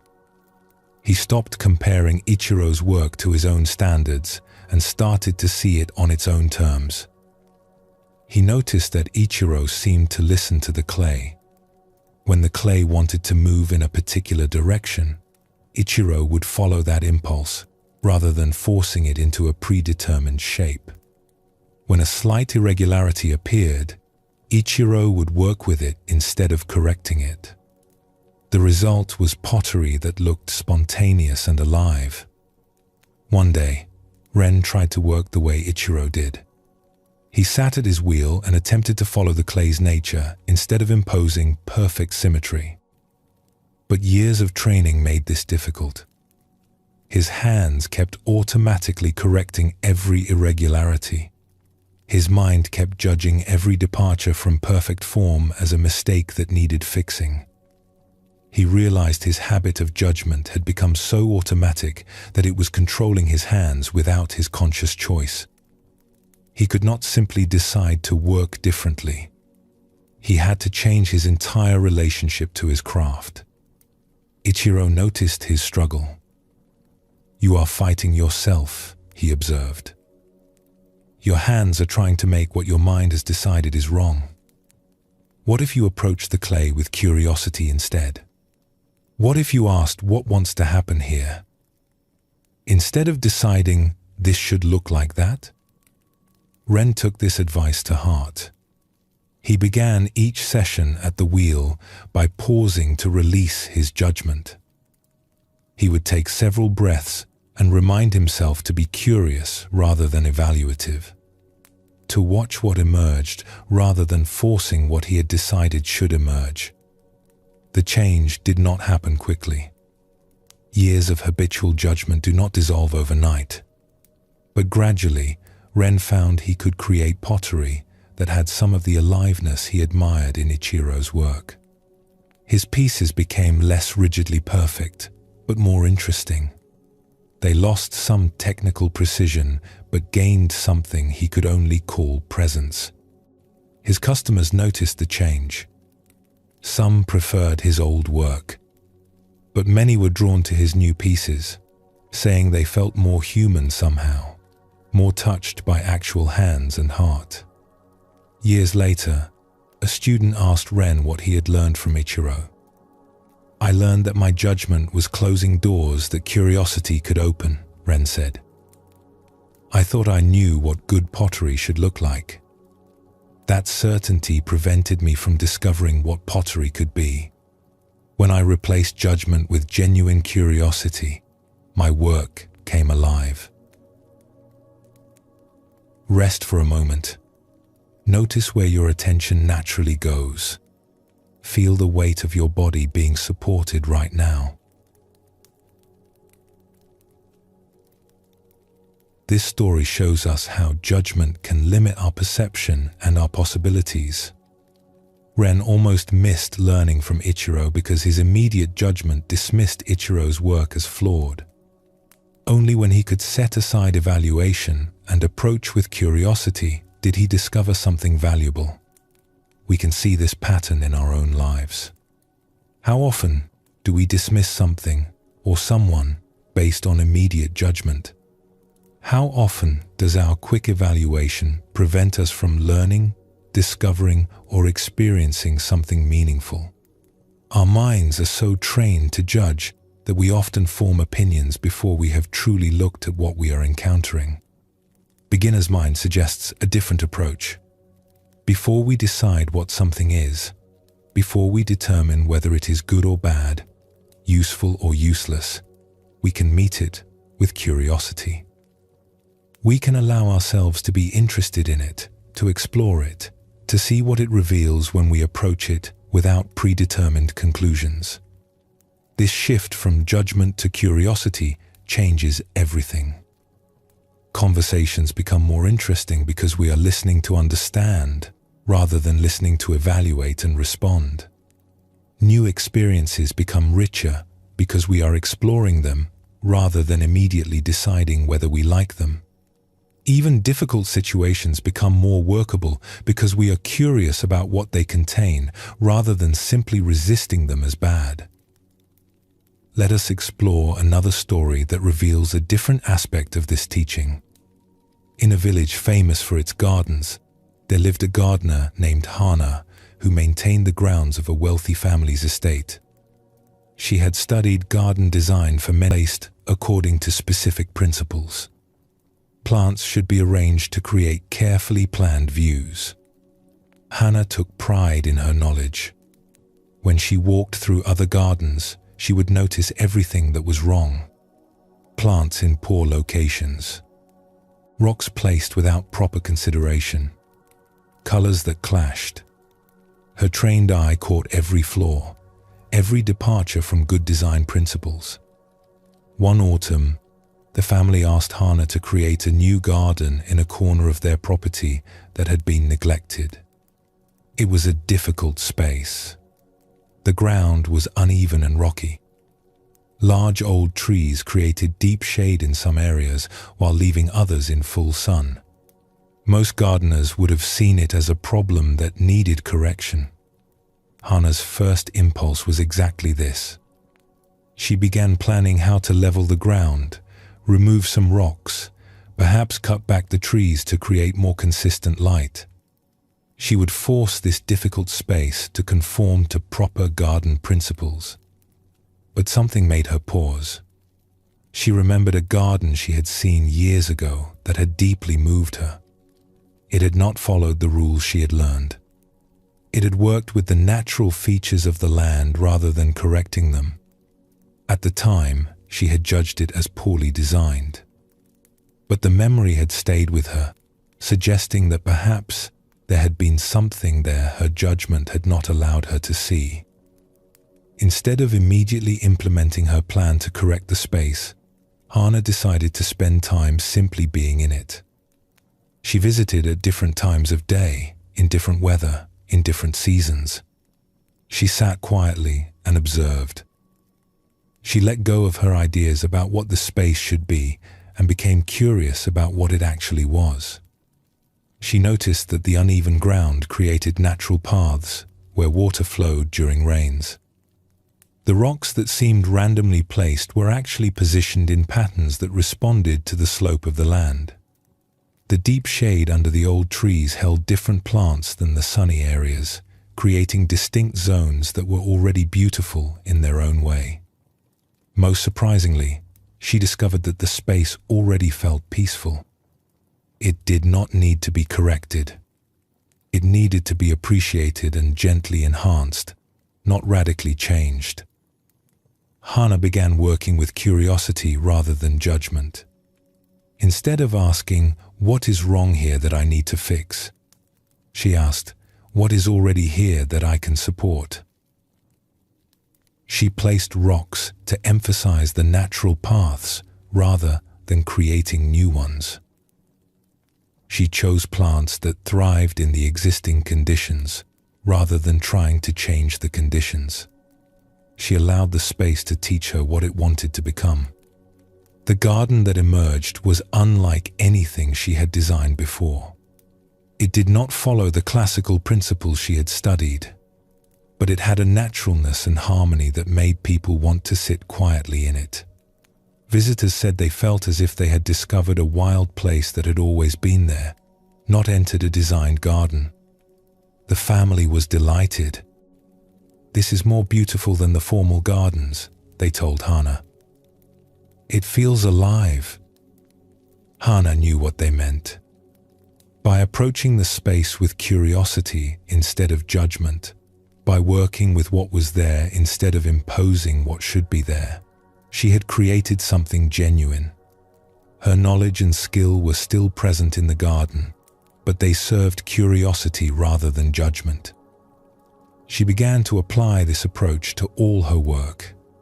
When she encountered a plant growing in an unexpected place, instead of immediately deciding it was wrong and removing it, she would ask, "Why is it thriving here? What does this teach me about this spot?" When she saw natural patterns in the land, instead of correcting them to match her design principles, she would work with them. Her gardens became known for their naturalness and peace. People could not always explain why they loved them, but they felt drawn to spend time in them. Hana understood that this quality came from approaching the work with wonder rather than judgment, with curiosity about what wanted to emerge rather than certainty about what should be imposed. A young apprentice once asked Hana how she knew what to do in each situation. "I have learned not to know too quickly," Hana replied. "My first response is still often judgment. But I have trained myself to pause and become curious instead." This curiosity reveals possibilities that judgment would never see. The land teaches me what it wants to be. The plants show me where they want to grow. My role is not to force my vision onto the space, but to help the space express its own nature. Rest for a moment. Notice your surroundings as they are. Allow yourself to simply be where you are. This story shows us how curiosity can reveal possibilities that judgment closes off. Hannah's knowledge and training were valuable, but they became truly useful only when paired with curiosity about what was actually present. When she stopped trying to impose predetermined ideas and started asking genuine questions, her work deepened. This teaching applies to every aspect of our lives. In relationships, we often judge people quickly and then interact with our judgments rather than with the actual person in front of us. At work, we may judge situations as problems before we have fully understood what they contain. With ourselves, we judge our thoughts and feelings as good or bad before we have truly explored what they are trying to show us. Beginner's mind suggests that curiosity is wiser than judgment. Not because judgment is always wrong, but because curiosity allows us to see more completely before we decide. When we approach life with genuine interest in what is actually present, we discover depth and possibility that quick evaluation misses. There is one more story worth hearing that shows this teaching from yet another angle. A teacher named Kaito taught calligraphy to students in a small mountain town. He had studied under a famous master and knew the traditional forms perfectly. He could write each character with flawless technique, and he taught his students to do the same. Kaito believed that calligraphy had right ways and wrong ways. A stroke should begin at a certain point and move in a certain direction. The pressure should vary in specific ways.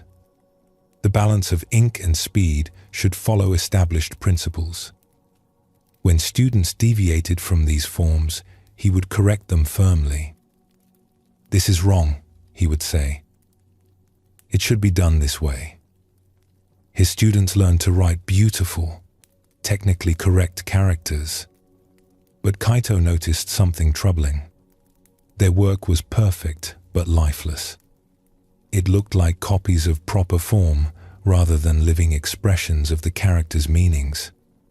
One day, a traveling calligrapher stopped in the town and attended one of Kaito's classes.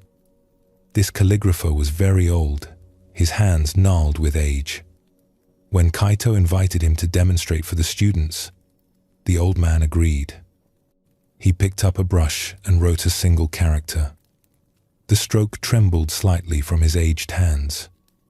The ink pooled in places where it should have been even.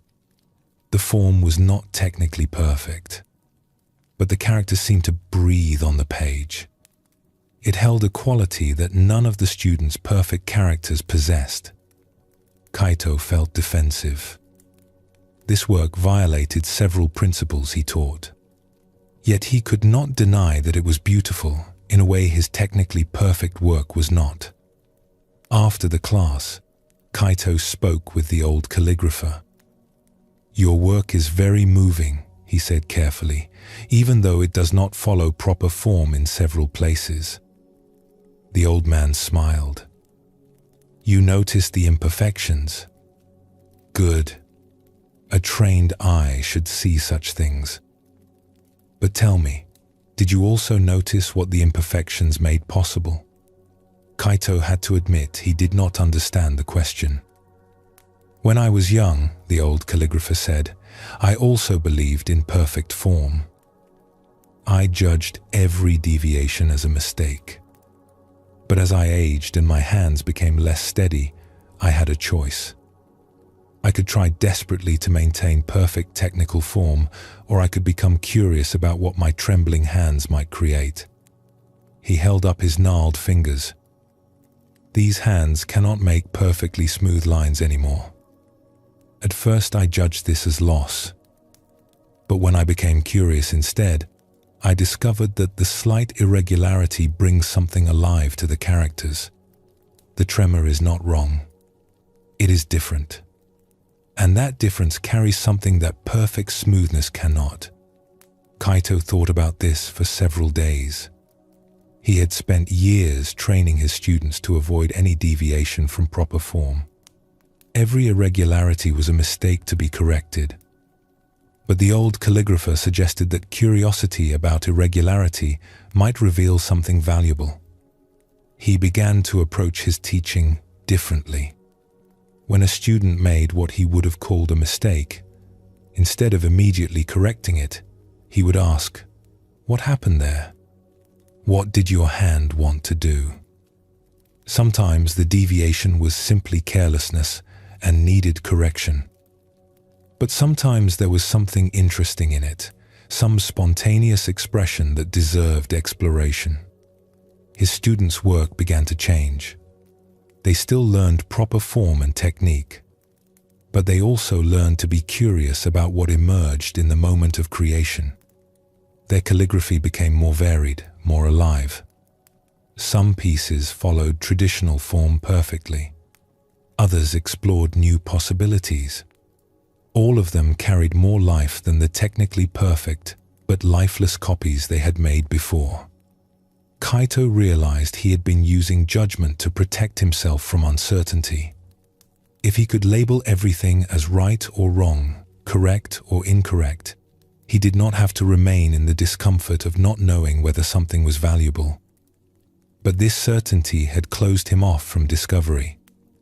When he allowed himself to be curious about what he had previously judged as wrong, he found treasures he had been dismissing. Rest for a moment. Notice the gentle movement of your breath.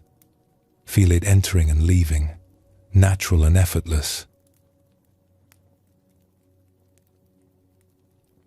These stories all point toward the same understanding.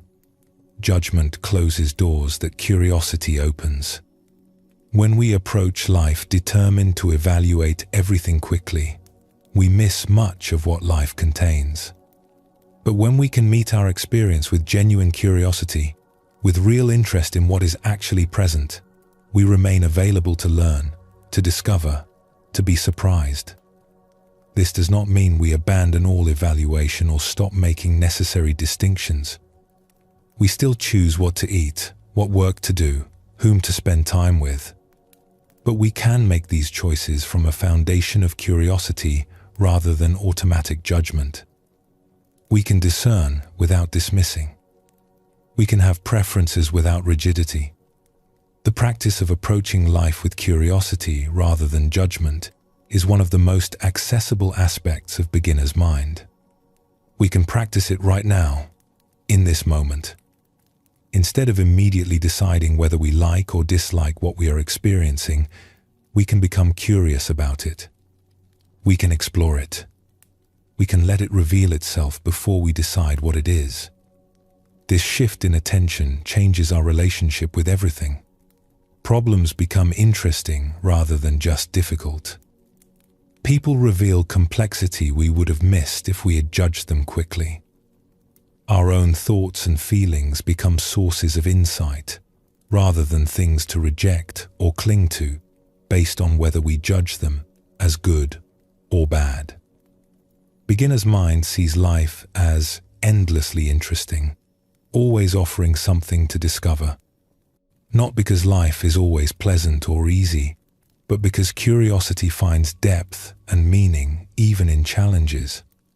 When we stop evaluating everything and start being genuinely curious, we discover that life is always teaching us if we remain willing to learn. As you rest with this teaching, you might notice the difference between judging and being curious. Both are ways of meeting experience, but they create very different relationships with life. Judgment sorts and dismisses. Curiosity explores and discovers. Judgment thinks it already knows. Curiosity remains interested in what might be revealed. The beginner's mind chooses curiosity. Not because judgment is always wrong, but because curiosity keeps us alive to possibility, keeps us engaged with reality as it actually is, keeps us learning throughout our lives. This is the gift of approaching life with wonder rather than evaluation. There is a quality that children possess naturally, before the world teaches them to be otherwise. They approach life with openness and wonder. They ask questions without embarrassment. They look at ordinary things with genuine fascination. They laugh easily. They cry freely. They exist fully in whatever moment they are experiencing. As we grow older, we learn to set aside these qualities. We are taught that constant questioning is annoying, that wonder about ordinary things is naive, that expressing emotions freely is immature, that being fully present in the moment is impractical when there are responsibilities to attend to. We learn to be serious, controlled, and focused on the future. We call this growing up, but something important is lost in this process. We lose touch with the kind of natural wisdom that children carry. Not the wisdom that comes from experience and learning, but the wisdom that comes from being open to life as it actually is. Children have not yet built the walls of assumption and habit that block our direct experience of reality. They have not yet learned to live primarily in their thoughts about life instead of in life itself. When Zen teachers speak of beginner's mind, they often point to this childlike quality. Not childishness, which is immaturity and selfishness, but childlikeness, which is openness and wonder, the ability to meet life freshly, the capacity for genuine curiosity, the willingness to be delighted by simple things. This teaching does not ask us to become naive or to pretend we have not learned what we have learned. We cannot unknow what we know. We cannot erase our experiences or return to actual childhood. But we can recover some of what we lost when we decided we needed to be serious adults all the time. We can learn to hold our adult knowledge and responsibility while also maintaining the openness and wonder of a child. We can be competent and effective while remaining genuinely curious. We can have deep understanding while staying available to surprise and delight. This balance is what the teaching points toward. Let us explore a story that shows this quality. In a monastery nestled between mountains, there lived an old master named Ryokan, who was beloved by everyone who knew him. He was learned and wise, respected for his deep understanding of Zen teachings. Yet there was something about him that was different from other serious masters. He seemed to carry a quality of lightness and joy that was unusual in someone of his standing. One autumn afternoon, some village children were playing near the monastery. They had come into the temple grounds and were running and laughing among the gardens. Most monks would have shooed them away, explaining that this was a place for serious practice, not for children's games. But when Ryokan heard their laughter, he came outside to see what was happening. The children froze when they saw him, expecting to be scolded. Instead, Ryokan smiled widely. "What are you playing?" he asked with genuine interest. "We are playing hide and seek," one brave child answered. "But we will leave if we are disturbing you." "Disturbing me?" "Not at all. In fact, may I play with you?" The children looked at each other in confusion. This old monk wanted to play hide and seek? Surely he was joking. But Ryokan was not joking. "I used to love this game when I was young," he said. "I wonder if I am still any good at hiding." The children, delighted and amazed, agreed to include him. One child was chosen to be the seeker and closed her eyes while everyone else ran to hide. Ryokan gathered his robes and scurried off to find a hiding place, moving with surprising agility for his age. He squeezed himself behind a large barrel near the storage building, giggling to himself as he tried to make himself small. The children, peeking from their own hiding places, could hardly believe what they were seeing. This respected master, who gave profound teachings to serious students, was playing hide-and-seek with absolute commitment and joy. When the seeker found Ryokan crouched behind the barrel, he laughed delightedly and complimented her on being so clever. They played several more rounds, with Ryokan taking his turn as seeker and searching with theatrical exaggeration, pretending not to see children who were barely concealed, then suddenly discovering them with mock surprise. As the afternoon grew late, the children needed to return home. They thanked Ryokan profusely for playing with them. "Will you play with us again?" they asked. "Any time you wish," Ryokan replied. "I find that hide-and-seek is excellent practice for a Zen monk. After all, we are all seeking what is hidden, are we not?" After the children left, one of Ryokan's students approached him, looking puzzled and perhaps slightly disapproving. "Master," he said, "I don't understand. You are a great teacher. Why do you spend your time playing children's games? Doesn't this diminish your dignity?" Ryokan looked at his student with kind eyes. "Tell me, when you saw me playing with those children, what did you see?" "I saw you acting like a child," the student said. "And how did I seem? Troubled? Burdened? Lost in worries about the past or future?" The student had to admit that Ryokan had seemed completely happy, fully present, without a trace of the anxiety that usually marked people's faces. "When I play with children," Ryokan explained, "I remember how to be completely present. Children do not play while thinking about their dignity or reputation. They play with their whole hearts. This is not childishness. This is a kind of wisdom that we adults have forgotten." He gestured to the garden around them. "I can teach you about emptiness and Buddha nature. I can explain the sutras and guide you in meditation. But if I cannot also show you how to be fully alive in a simple moment of play, then what good is all my knowledge? The children taught me today. They reminded me what it feels like to be completely here, completely now, without the burden of self-consciousness." The student thought about this. But surely we cannot go through life just playing. We have responsibilities, practices, work to do. Of course, Ryokan agreed. But we can bring that quality of wholehearted presence to everything we do. When I chop vegetables with my whole heart, like a child playing. When I sit in meditation, I sit with the same complete attention a child gives to building with blocks. The childlike quality is not about what we do. It is about how we meet what we do. From that day forward, the student began to notice this quality in his master's every action. Ryokan swept the floor with the same delight the children showed in their game.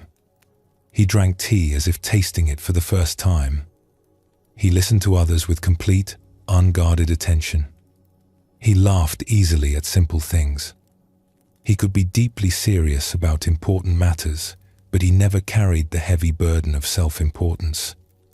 Years later, after Ryokan had died, people remembered him not just for his wisdom, but for his joy. They told stories of how he would stop his teaching to watch ants carrying crumbs, fascinated by their determination. How he would dance in the rain like a child. How he could be profoundly wise in one moment and delightfully playful in the next, without any contradiction between these qualities. His students came to understand what he had been teaching through his example. Being childlike does not mean being foolish or irresponsible. It means maintaining the openness, wonder, and wholehearted engagement that children have naturally. It means not taking ourselves so seriously that we forget how to be fully alive. Take a gentle breath now. Feel the air moving through you, natural and easy. Allow yourself to soften just a little. This story shows us what it means to be childlike rather than childish. Ryokan's willingness to play with children was not a lapse in dignity or wisdom. It was an expression of his freedom from the rigid seriousness that often comes with adult life.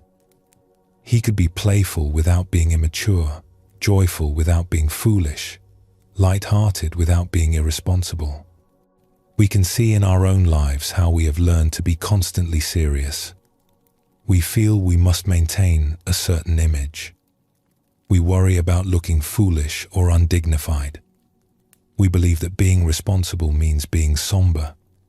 But this constant seriousness creates a kind of rigidity that closes us off from simple joys and genuine presence.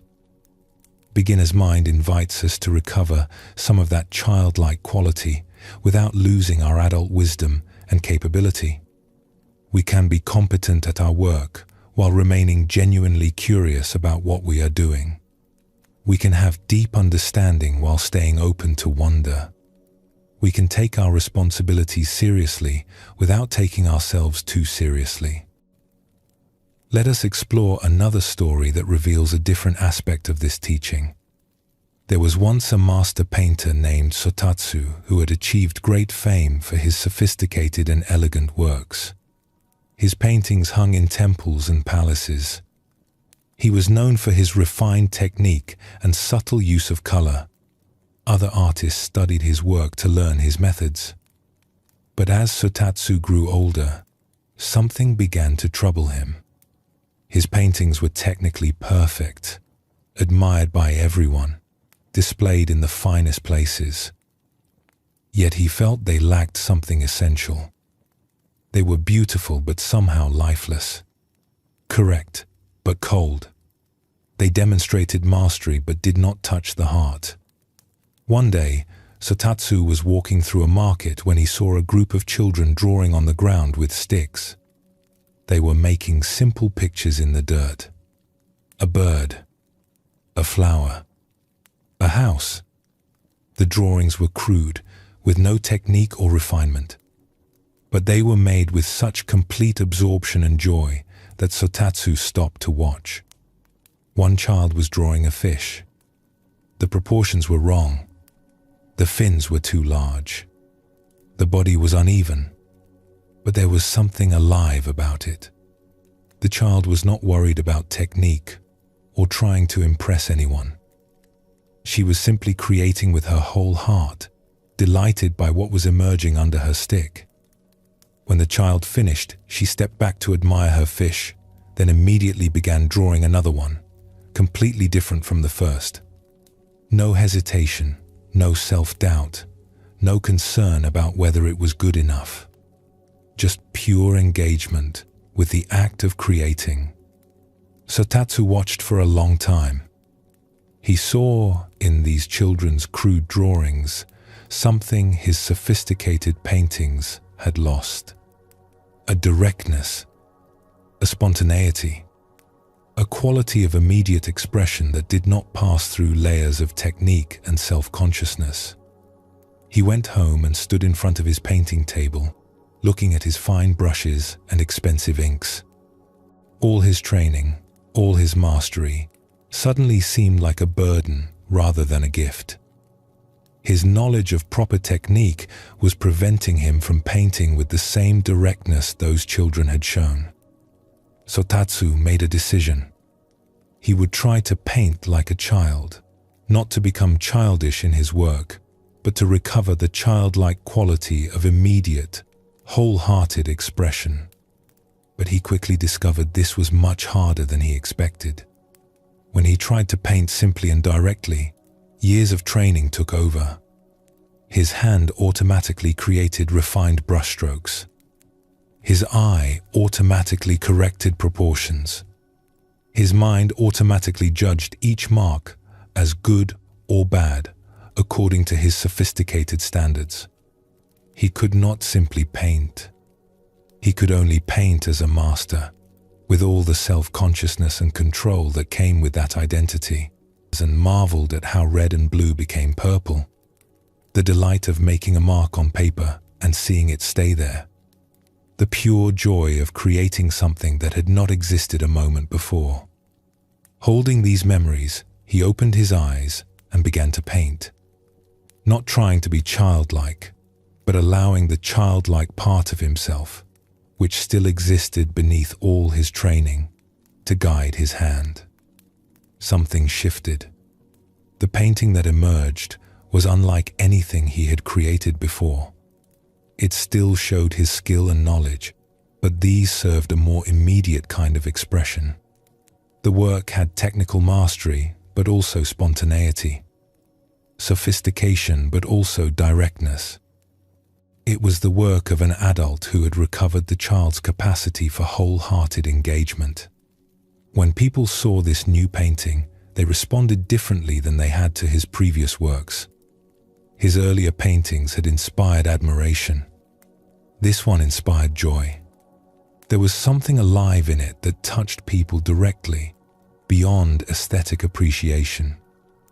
Sotatsu continued to develop this way of working. He never lost his skill or knowledge, but he learned to hold them more lightly. He could use his mastery without being controlled by it. He could create sophisticated works that also had the freshness and vitality of a child's drawing. Other painters asked him how his style had changed. "I learned from children," he would say. Not to abandon skill, but to remember why we create in the first place. Not for reputation or to demonstrate mastery, but for the simple joy of bringing something into being. Children know this naturally. We adults must remember it.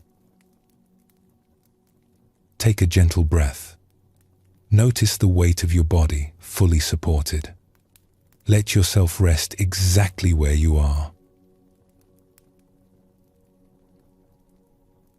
This story shows us another aspect of being childlike. It is not about losing skill or knowledge. It is about recovering the directness and wholehearted engagement that children have before they learn to be self-conscious. Sotatsu did not become a less skilled painter. He became a more complete painter by integrating his adult mastery with childlike spontaneity. We can see this pattern in many areas of life. We learn techniques and accumulate knowledge, which is valuable. But in the process, we often lose the simple joy and directness that drew us to the activity in the first place. Musicians become so focused on technique, they forget why they loved music. Writers become so concerned with proper form, they lose their authentic voice. Workers become so efficient, they forget to care about what they are doing. The teaching of childlikeness invites us to recover that original engagement, not by abandoning what we have learned, but by holding it lightly enough that it serves our genuine expression rather than controlling it. We can be skilled and spontaneous, knowledgeable and fresh, experienced and open. There is one more story that can help us understand this teaching. An elderly tea master named Senno Rikyu was preparing tea for a gathering of sophisticated guests. These were people of refinement who knew tea ceremony well and could recognize every subtle aspect of proper form. They expected perfection from someone of Rikyu's reputation. As the guests arrived, they noticed something unusual. Rikyu had arranged the tea room with great care, as always. But he had placed a single wildflower in the alcove. Not an expensive cultivated flower arranged according to formal principles, but a simple wildflower that children might pick from a field. It leaned slightly to one side, imperfect and unpolished. Some guests found this charming. Others were puzzled. Why would a master tea practitioner use such a simple, ordinary flower when the occasion called for something more refined? When everyone was seated, Rikyu entered and began preparing the tea. His movements were, as always, the result of decades of training. Every gesture was precise. Every moment was considered. But there was something in his manner that was not simply technical mastery. He moved with a quality of fresh attention, as if preparing tea for the first time. As he whisked the tea, a child's voice could be heard from outside, calling to a friend. Rikyu paused and smiled slightly at the sound, as if appreciating a moment of spontaneous life breaking into the formal ceremony. Then he continued his preparation. When he served the tea, one of the guests commented on the wildflower. "Master, your flower arrangement today is very unusual. We expected something more formal for such a gathering." Rikyu looked at the flower with obvious affection. "I chose this flower this morning while walking through the field. When I saw it leaning toward the sun, so alive and unself-conscious, I felt it had something to teach that no formal arrangement could show. A child would pick such a flower without questioning whether it was fancy enough. I wanted to remember that kind of direct appreciation." Another guest asked, "But does this not violate the principles of tea ceremony? Should we not maintain proper form?" "The purpose of tea ceremony," Rikyu replied, "is not to follow rules for their own sake. It is to create a space where people can be fully present together. If our adherence to proper form makes us stiff and self-conscious, we have lost what matters most. This flower reminds us to be here now, simply and directly, like children who do not yet know they are supposed to be impressive." The tea gathering that followed was different from usual formal ceremonies. Because Rikyu had introduced that note of simplicity and directness through the wildflower, the guests found themselves relaxing into genuine presence. They were not performing proper tea ceremony. They were actually experiencing tea together. When the gathering ended, one guest thanked Rikyu and said, "Today, you taught us something beyond technique. You showed us how to bring childlike attention to mature practice." Rikyu smiled.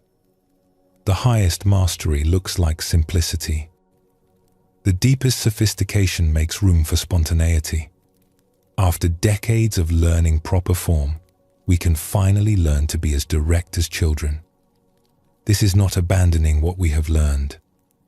It is completing what we have learned. Take a gentle breath now. Feel yourself settling more deeply. Let your awareness rest in this simple moment. These stories all point toward the same understanding. Being childlike does not mean being immature or rejecting adult wisdom and capability. It means maintaining the qualities that children have naturally: openness, wonder, directness, wholehearted presence, the ability to find joy in simple things. As we grow older, we can hold together both adult wisdom and childlike openness. We can be responsible and spontaneous, skillful and fresh, knowledgeable and curious. This integration is what beginner's mind points toward. Think about how children approach something new. They do not stand back analyzing and judging. They dive in with their whole being. When a child sees a puddle, they do not think about whether splashing in it is dignified. They splash. When they hear music, they do not worry about whether they are dancing correctly. They move. This is not foolishness. This is a kind of wisdom we have forgotten. We have learned to filter everything through layers of self-consciousness. Before we act, we consider how we will appear. Before we speak, we calculate whether we sound intelligent. Before we try something, we worry about failing. These filters serve some purposes, but they also separate us from direct experience and genuine expression. Children have not yet built these filters. They exist more directly in their experience. When they are happy, they laugh without restraint. When they are sad, they cry without shame. When they are curious, they ask questions without embarrassment. They have not yet learned that they are supposed to maintain a careful image of themselves. The teaching does not ask us to abandon all self-awareness or act without consideration. We cannot return to the actual innocence of childhood, nor would that be useful. We have learned important things through our adult experience. We have developed capabilities that children do not possess. The invitation is to integrate what we have learned with the natural openness we once had. Ryokan showed this integration perfectly. He was a respected master who could give profound teachings, but he could also play hide and seek with complete commitment and joy. He did not see these as contradictory. His wisdom included the ability to be fully present in simple pleasure. His mastery included the capacity for spontaneous play. Sotatsu discovered that his sophisticated technique became truly valuable only when he recovered the childlike quality of wholehearted engagement. His skill served him best when it was not burdened by constant self-consciousness. He learned to create from both his training and his spontaneous joy.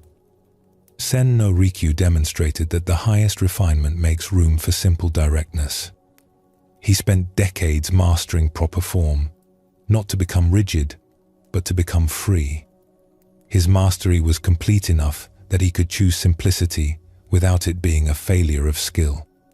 He could appreciate a wildflower with a child's directness while preparing tea with a master's precision. The practice of recovering childlike qualities is available to us right now. We can notice when we have become too serious, too rigid, too concerned with maintaining our image. We can allow ourselves moments of genuine delight in simple things. We can approach familiar activities as if encountering them for the first time. We can let ourselves play, wonder, and laugh without worrying about whether we look dignified. This morning, did you rush through washing your face, or did you feel the water on your skin? Did you gulp down your tea while thinking about the day ahead, or did you taste it? These small moments offer opportunities to be present the way children are naturally present. Not making a big effort, just allowing ourselves to actually experience what we are doing. The childlike quality is not something we add on top of our adult lives. It is something we allow back in. It was there before we learned to suppress it. It is still there, waiting patiently beneath all our learned seriousness. As you rest with this teaching, you might notice where you have become too serious, too controlled, too concerned with proper form. This noticing is not to judge yourself, but to see where you might allow a little more lightness, a little more spontaneity, a little more childlike wonder to enter your adult life. Perhaps you will notice a moment tomorrow when you catch yourself being too serious about something that does not require such heaviness. Perhaps you will remember to actually taste your food instead of just eating it. Perhaps you will allow yourself to laugh freely at something that amuses you, without worrying about whether your laugh sounds proper. The beginner's mind is naturally childlike, because it has not yet learned to be otherwise. It approaches each moment with fresh eyes, genuine curiosity, and wholehearted engagement. These qualities are not childish. They are the foundation of true wisdom. They are what allow us to remain alive and learning throughout our lives instead of becoming rigid in our patterns and assumptions. We began this exploration of beginner's mind with the empty cup. We continued with fresh eyes. We deepened with comfortable not knowing. We discovered curiosity over judgment. And now we see that all of these qualities come together in a childlike openness to life. Not the blindness of childhood, but the wonder of childhood combined with the wisdom of experience. This is what beginner's mind offers us. There is something remarkable about the nature of time that we often overlook. Each moment that arrives has never existed before. This breath you are taking right now has never been breathed. This particular arrangement of thoughts, sensations, and circumstances has never occurred and will never occur again. Reality is not repeating itself. It is constantly creating something entirely new. We do not usually experience life this way.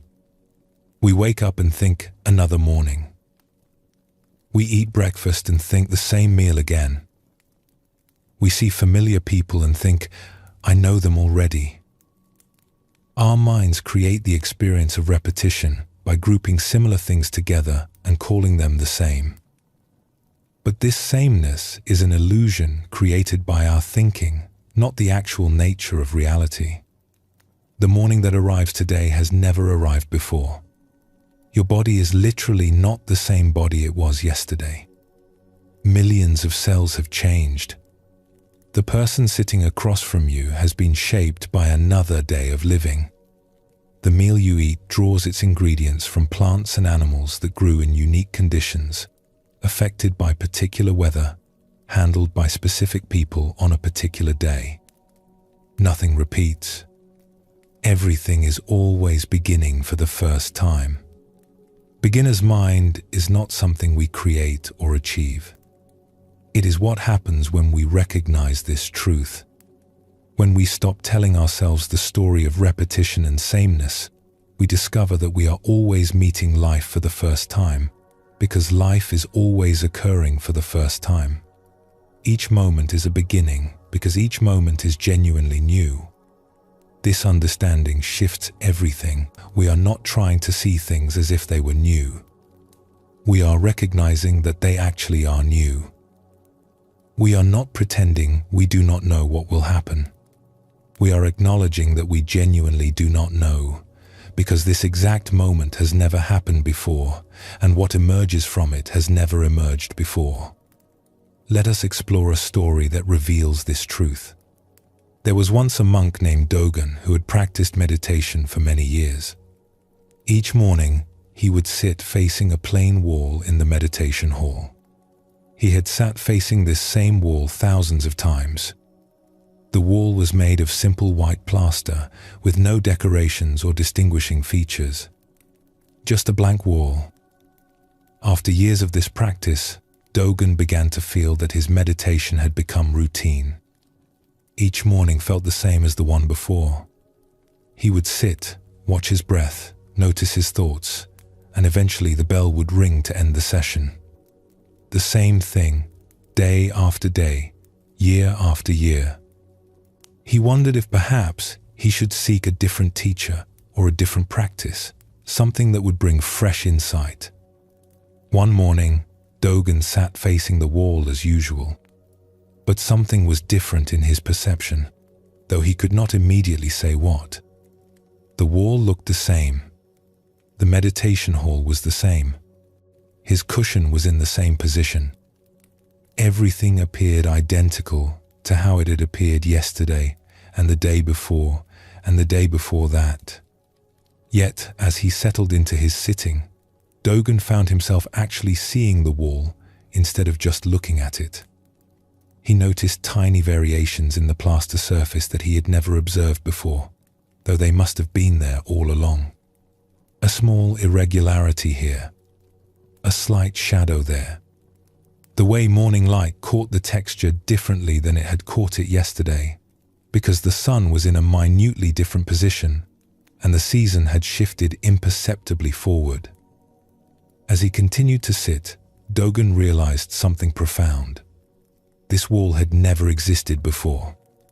Not this exact wall, in this exact light, seen by his eyes in this exact moment of his life, with his mind in this particular state.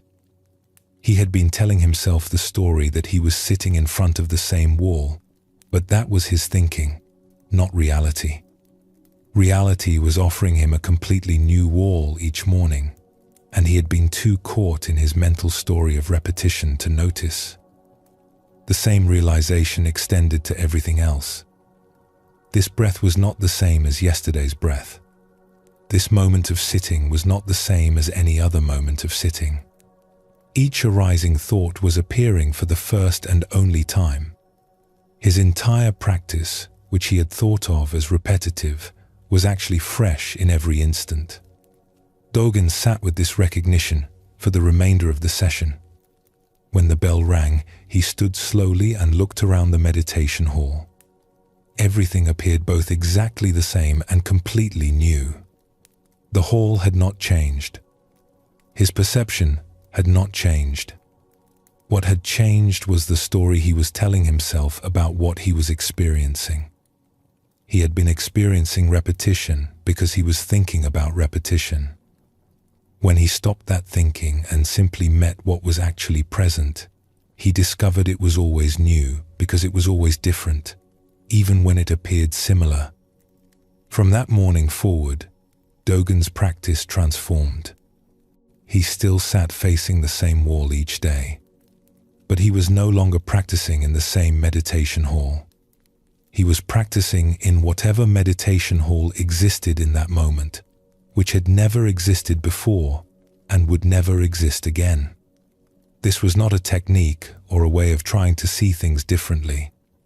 It was simply recognition of what was actually true. Years later, Dogen would teach his students about this understanding. People think that practicing the same thing every day means doing the same thing, he would say. But nothing is ever the same. Each moment of practice is the first moment of practice. Each breath is your first breath. If you think you have sat in meditation before, you are lost in thinking about the past. Sit now, for the first time, because this sitting has never happened before.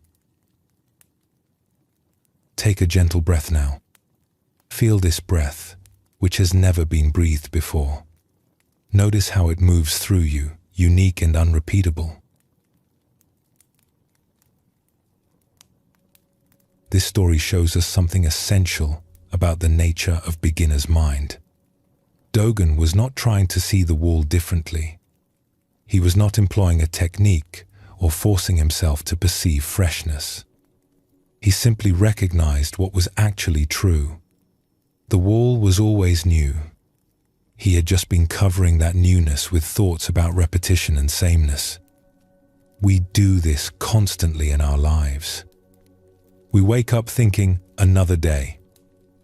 But this day has never existed before. We see someone we know well and think, I know this person. But this version of them, shaped by all the moments that have occurred since we last saw them, has never existed before. We do familiar tasks thinking, I've done this 1,000 times. But this particular doing, in these circumstances, with this body, in this moment, has never happened before. The recognition that each moment is genuinely new does not require effort. It simply requires stopping the mental habit of calling things the same when they are not actually the same. When we stop telling ourselves the story of repetition, we discover we are always encountering life for the first time. Let us explore another story that reveals this truth from a different angle. In a village by the sea, there lived an old fisherman named Isamu who had fished the same waters for 60 years. He knew every current, every rock, every place where fish gathered at different times of year. Younger fishermen would come to him for advice, and he would share his vast knowledge of these waters. But Isamu had a practice that the younger fishermen found strange. Each morning before going out, he would stand at the shore and look at the ocean as if seeing it for the first time. He would observe the color of the water, the pattern of the waves, the quality of the light. He would watch for several minutes before preparing his boat. One young fisherman asked him about this. Uncle Isamu, you have fished these waters for 60 years. Surely you know them well by now. Why do you stand and look so carefully each morning? Isamu smiled at the question. Come, stand with me, he said. They stood together at the water's edge, looking out at the sea. "What do you see?" Isamu asked. "I see the ocean," the young man replied. "The same ocean we fish every day." "Look more carefully." "Is it the same ocean?" The young fisherman looked again. "Well, the tide is different than yesterday, and the color is slightly different. But yes, it is the same ocean." "Is it?" Isamu asked gently. "This water that you see before you, where was it yesterday? Some of it has flowed in from far away. Some of it has evaporated. The waves you see are not the same waves that were here yesterday. They arose from different winds, different currents. The fish swimming beneath the surface are in completely different positions than they were yesterday. The light hitting the water comes at a different angle because the earth has moved in its orbit." He paused to let the young man absorb this. "I have been fishing here for 60 years, and in all that time, I have never fished the same ocean twice. Each morning, the sea is new. If I think I already know these waters, I will miss what they are actually showing me today." The young fisherman thought about this. "But your experience must count for something. You know more about fishing than anyone in the village." "My experience helps me understand what I see," Isamu agreed. "But it only helps if I actually see what is here now. If I assume today's ocean is the same as yesterday's, my experience becomes a barrier instead of a help. I look at the water through my memories instead of with my eyes." He gestured to the horizon. "Every morning, I stand here and let the ocean teach me what kind of day it is today. Not what kind of day I remember. Not what kind of day I expect. What kind of day is actually happening right now. This is why my boat comes back full when others come back empty. They fish the ocean they remember. I fish the ocean that is actually here." Over the following weeks, the young fisherman tried to practice this way of looking. At first, it felt artificial. He would stand at the shore and try to see the ocean as new, but it still looked like the same ocean he had seen his whole life. He was trying to see differently, which was still thinking about seeing rather than actually seeing. But gradually, something shifted. One morning, he stood at the shore without trying to see anything in particular. He just looked. And suddenly, he noticed that the water near the rocks had a quality he had never seen before. A particular way the light was moving through it. He noticed the exact pattern of the waves, which was different from any pattern he had seen before. He noticed the specific way the wind was moving across the surface. The ocean revealed itself as completely new, not because he was trying to see it that way, but because he had stopped covering it with his thoughts about what it should be. When he went out fishing that day, he found fish in a place he had never looked before, because he was responding to what was actually present rather than what he expected to be present. Years passed, and the young fisherman became skilled and successful. Other young fishermen would ask him for his secrets. "What did old Isamu teach you?" They would ask. "He taught me that I do not know these waters," he would reply. "No matter how many years I fish them, I do not know them because they are different every day. This not knowing allows me to see what is actually here instead of what I remember or expect. This is why the ocean provides for me." Take a gentle breath.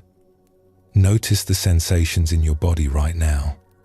This exact combination of sensations has never existed before and will never exist again. This story reveals another aspect of how each moment is a beginning. Isamu's 60 years of experience could have closed him off from seeing what was actually present. His knowledge could have become a barrier, causing him to see the remembered ocean instead of the actual ocean. But because he recognized that each day brought genuinely new conditions, his experience served him rather than blinding him. We often think that the more familiar something becomes, the more we know about it. But familiarity can actually prevent knowing if we stop looking because we think we already see. The person we have known for 20 years is not the same person they were yesterday. The work we have done for a decade is not the same work it was last week. Our own thoughts and feelings are not repeating themselves but arising fresh in each moment. When we recognize this, experience becomes valuable in a different way. Our past learning informs our present perception but does not replace it. We bring what we know to what we see, but we also remain open to what we see that we did not know. This is the balance that beginner's mind offers. Not ignorance of the past, but freedom from being trapped by it. Let us explore one more story that brings together everything we have discovered about beginner's mind. There was once a master calligrapher named Teshu who had devoted his entire life to perfecting his art. For 50 years, he had practiced writing the same characters over and over. His skill was so refined that each stroke he made was considered perfect according to the classical standards. Masters from across the country recognized him as having achieved the highest level of technical mastery. But something troubled Teshu. Despite his perfect technique, his work felt lifeless to him. It demonstrated mastery, but lacked vitality. It was correct, but not alive.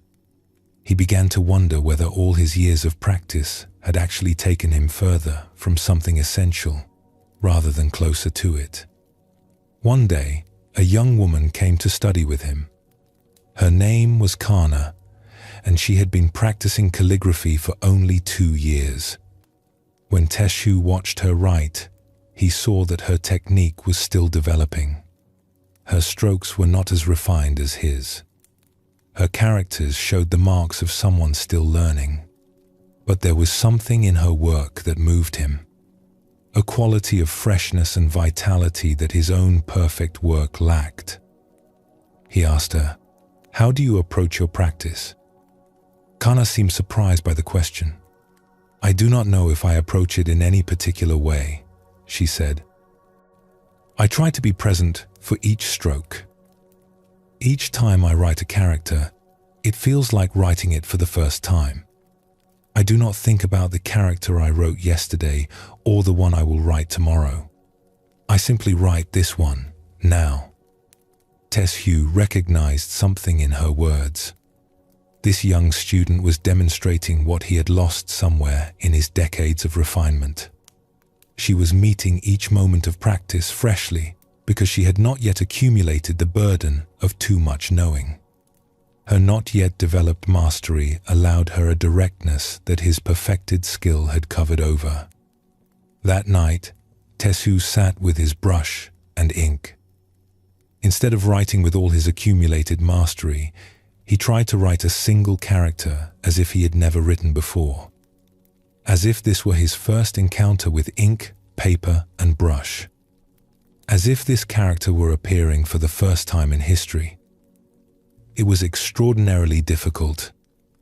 His hand wanted to follow the grooves of 50 years of practice. His mind wanted to draw on all his refined knowledge. Every part of his training pulled him toward the perfected technique that had become habitual. But he persisted. He tried to let go of everything he knew and simply meet the blank paper with this brush in this moment. Not to write poorly or to pretend he did not know how to write, but to bring his skill without the burden of accumulated certainty about what perfect calligraphy should look like. After many attempts, something shifted. Teshu wrote a character that surprised him.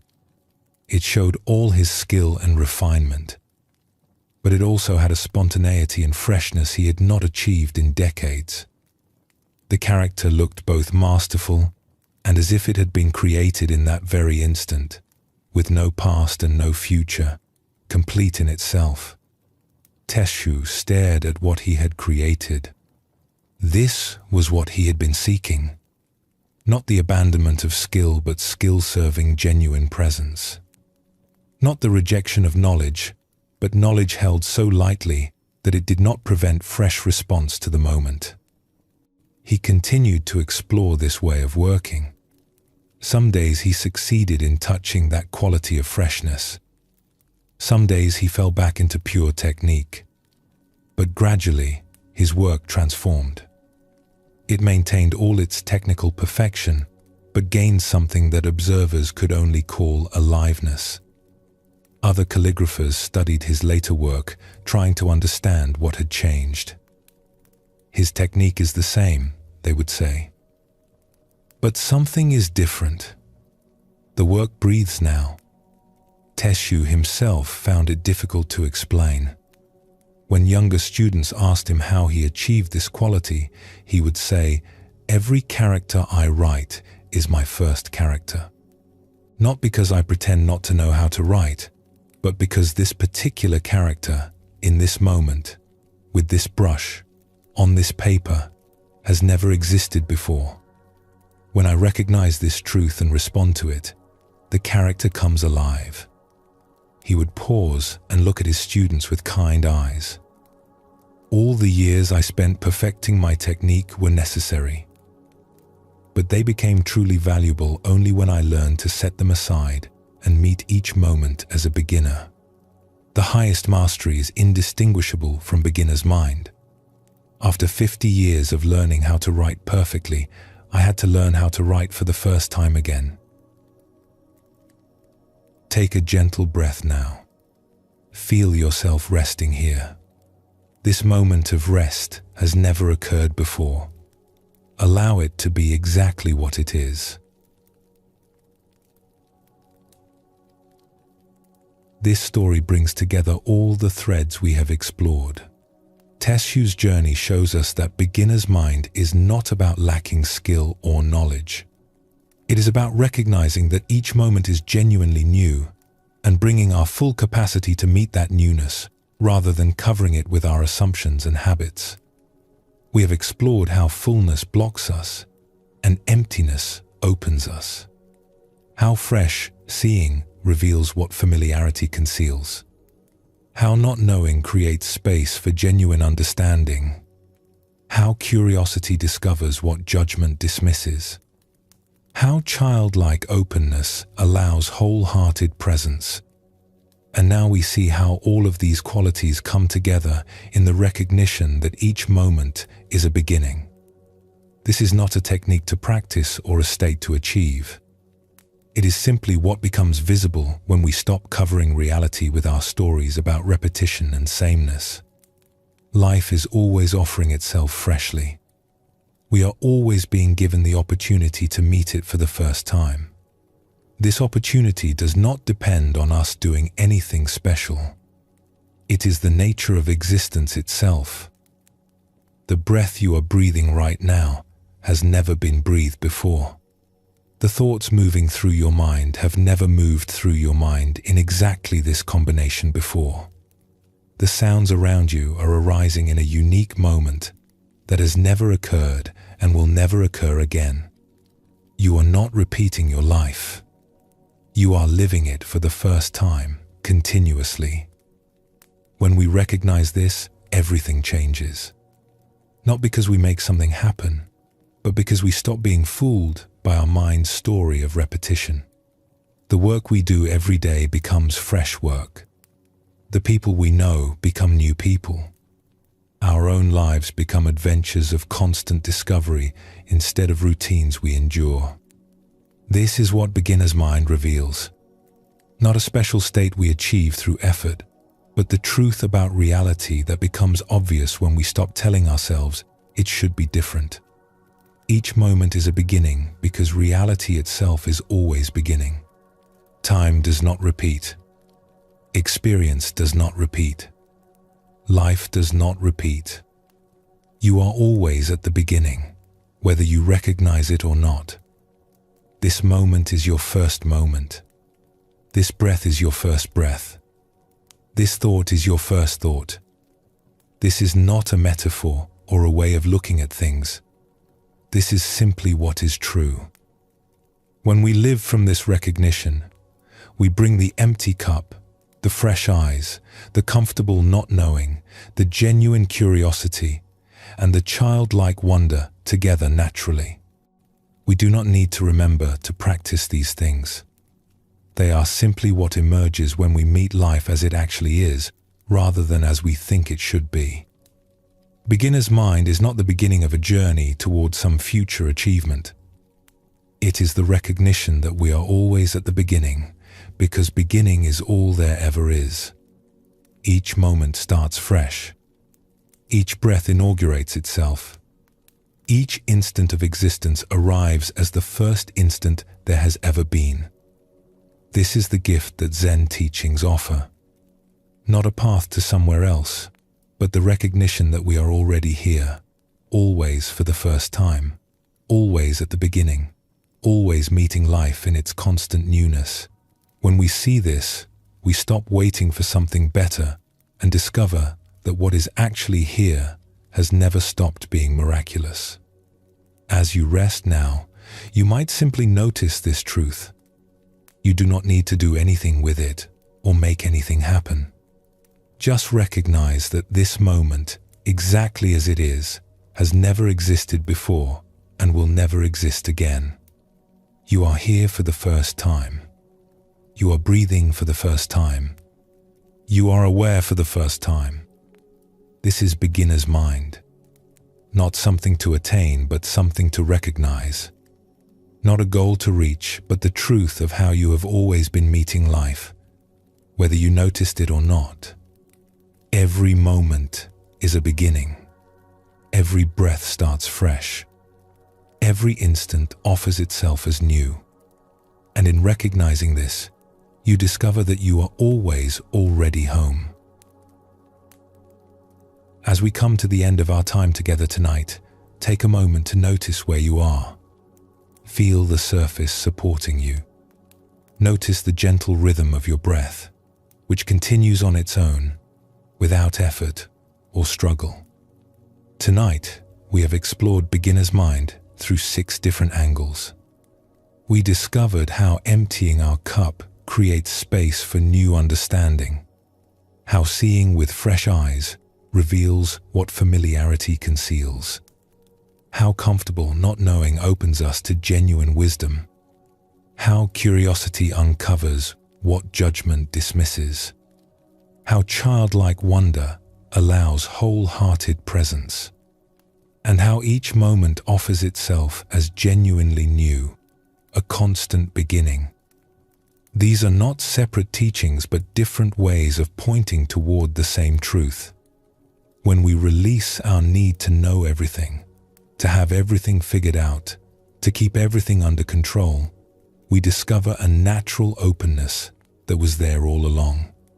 This openness is beginner's mind, not something we create, but something we recognize. You do not need to remember everything you heard tonight. The seeds have been planted. They will grow in their own time, in their own way. You may find yourself tomorrow meeting a familiar moment with fresh eyes, approaching a well-known person with genuine curiosity, admitting "I don't know" without shame. These are the teachings working in you, not through effort, but through simple recognition. As you drift towards sleep now, let everything soften. Let the day release its hold. Let your body rest completely, knowing that tomorrow will bring its own fresh beginning. You will wake to a morning that has never existed before, ready to meet it however you meet it. Sleep well, and thank you for joining us here at Sleepy Monk.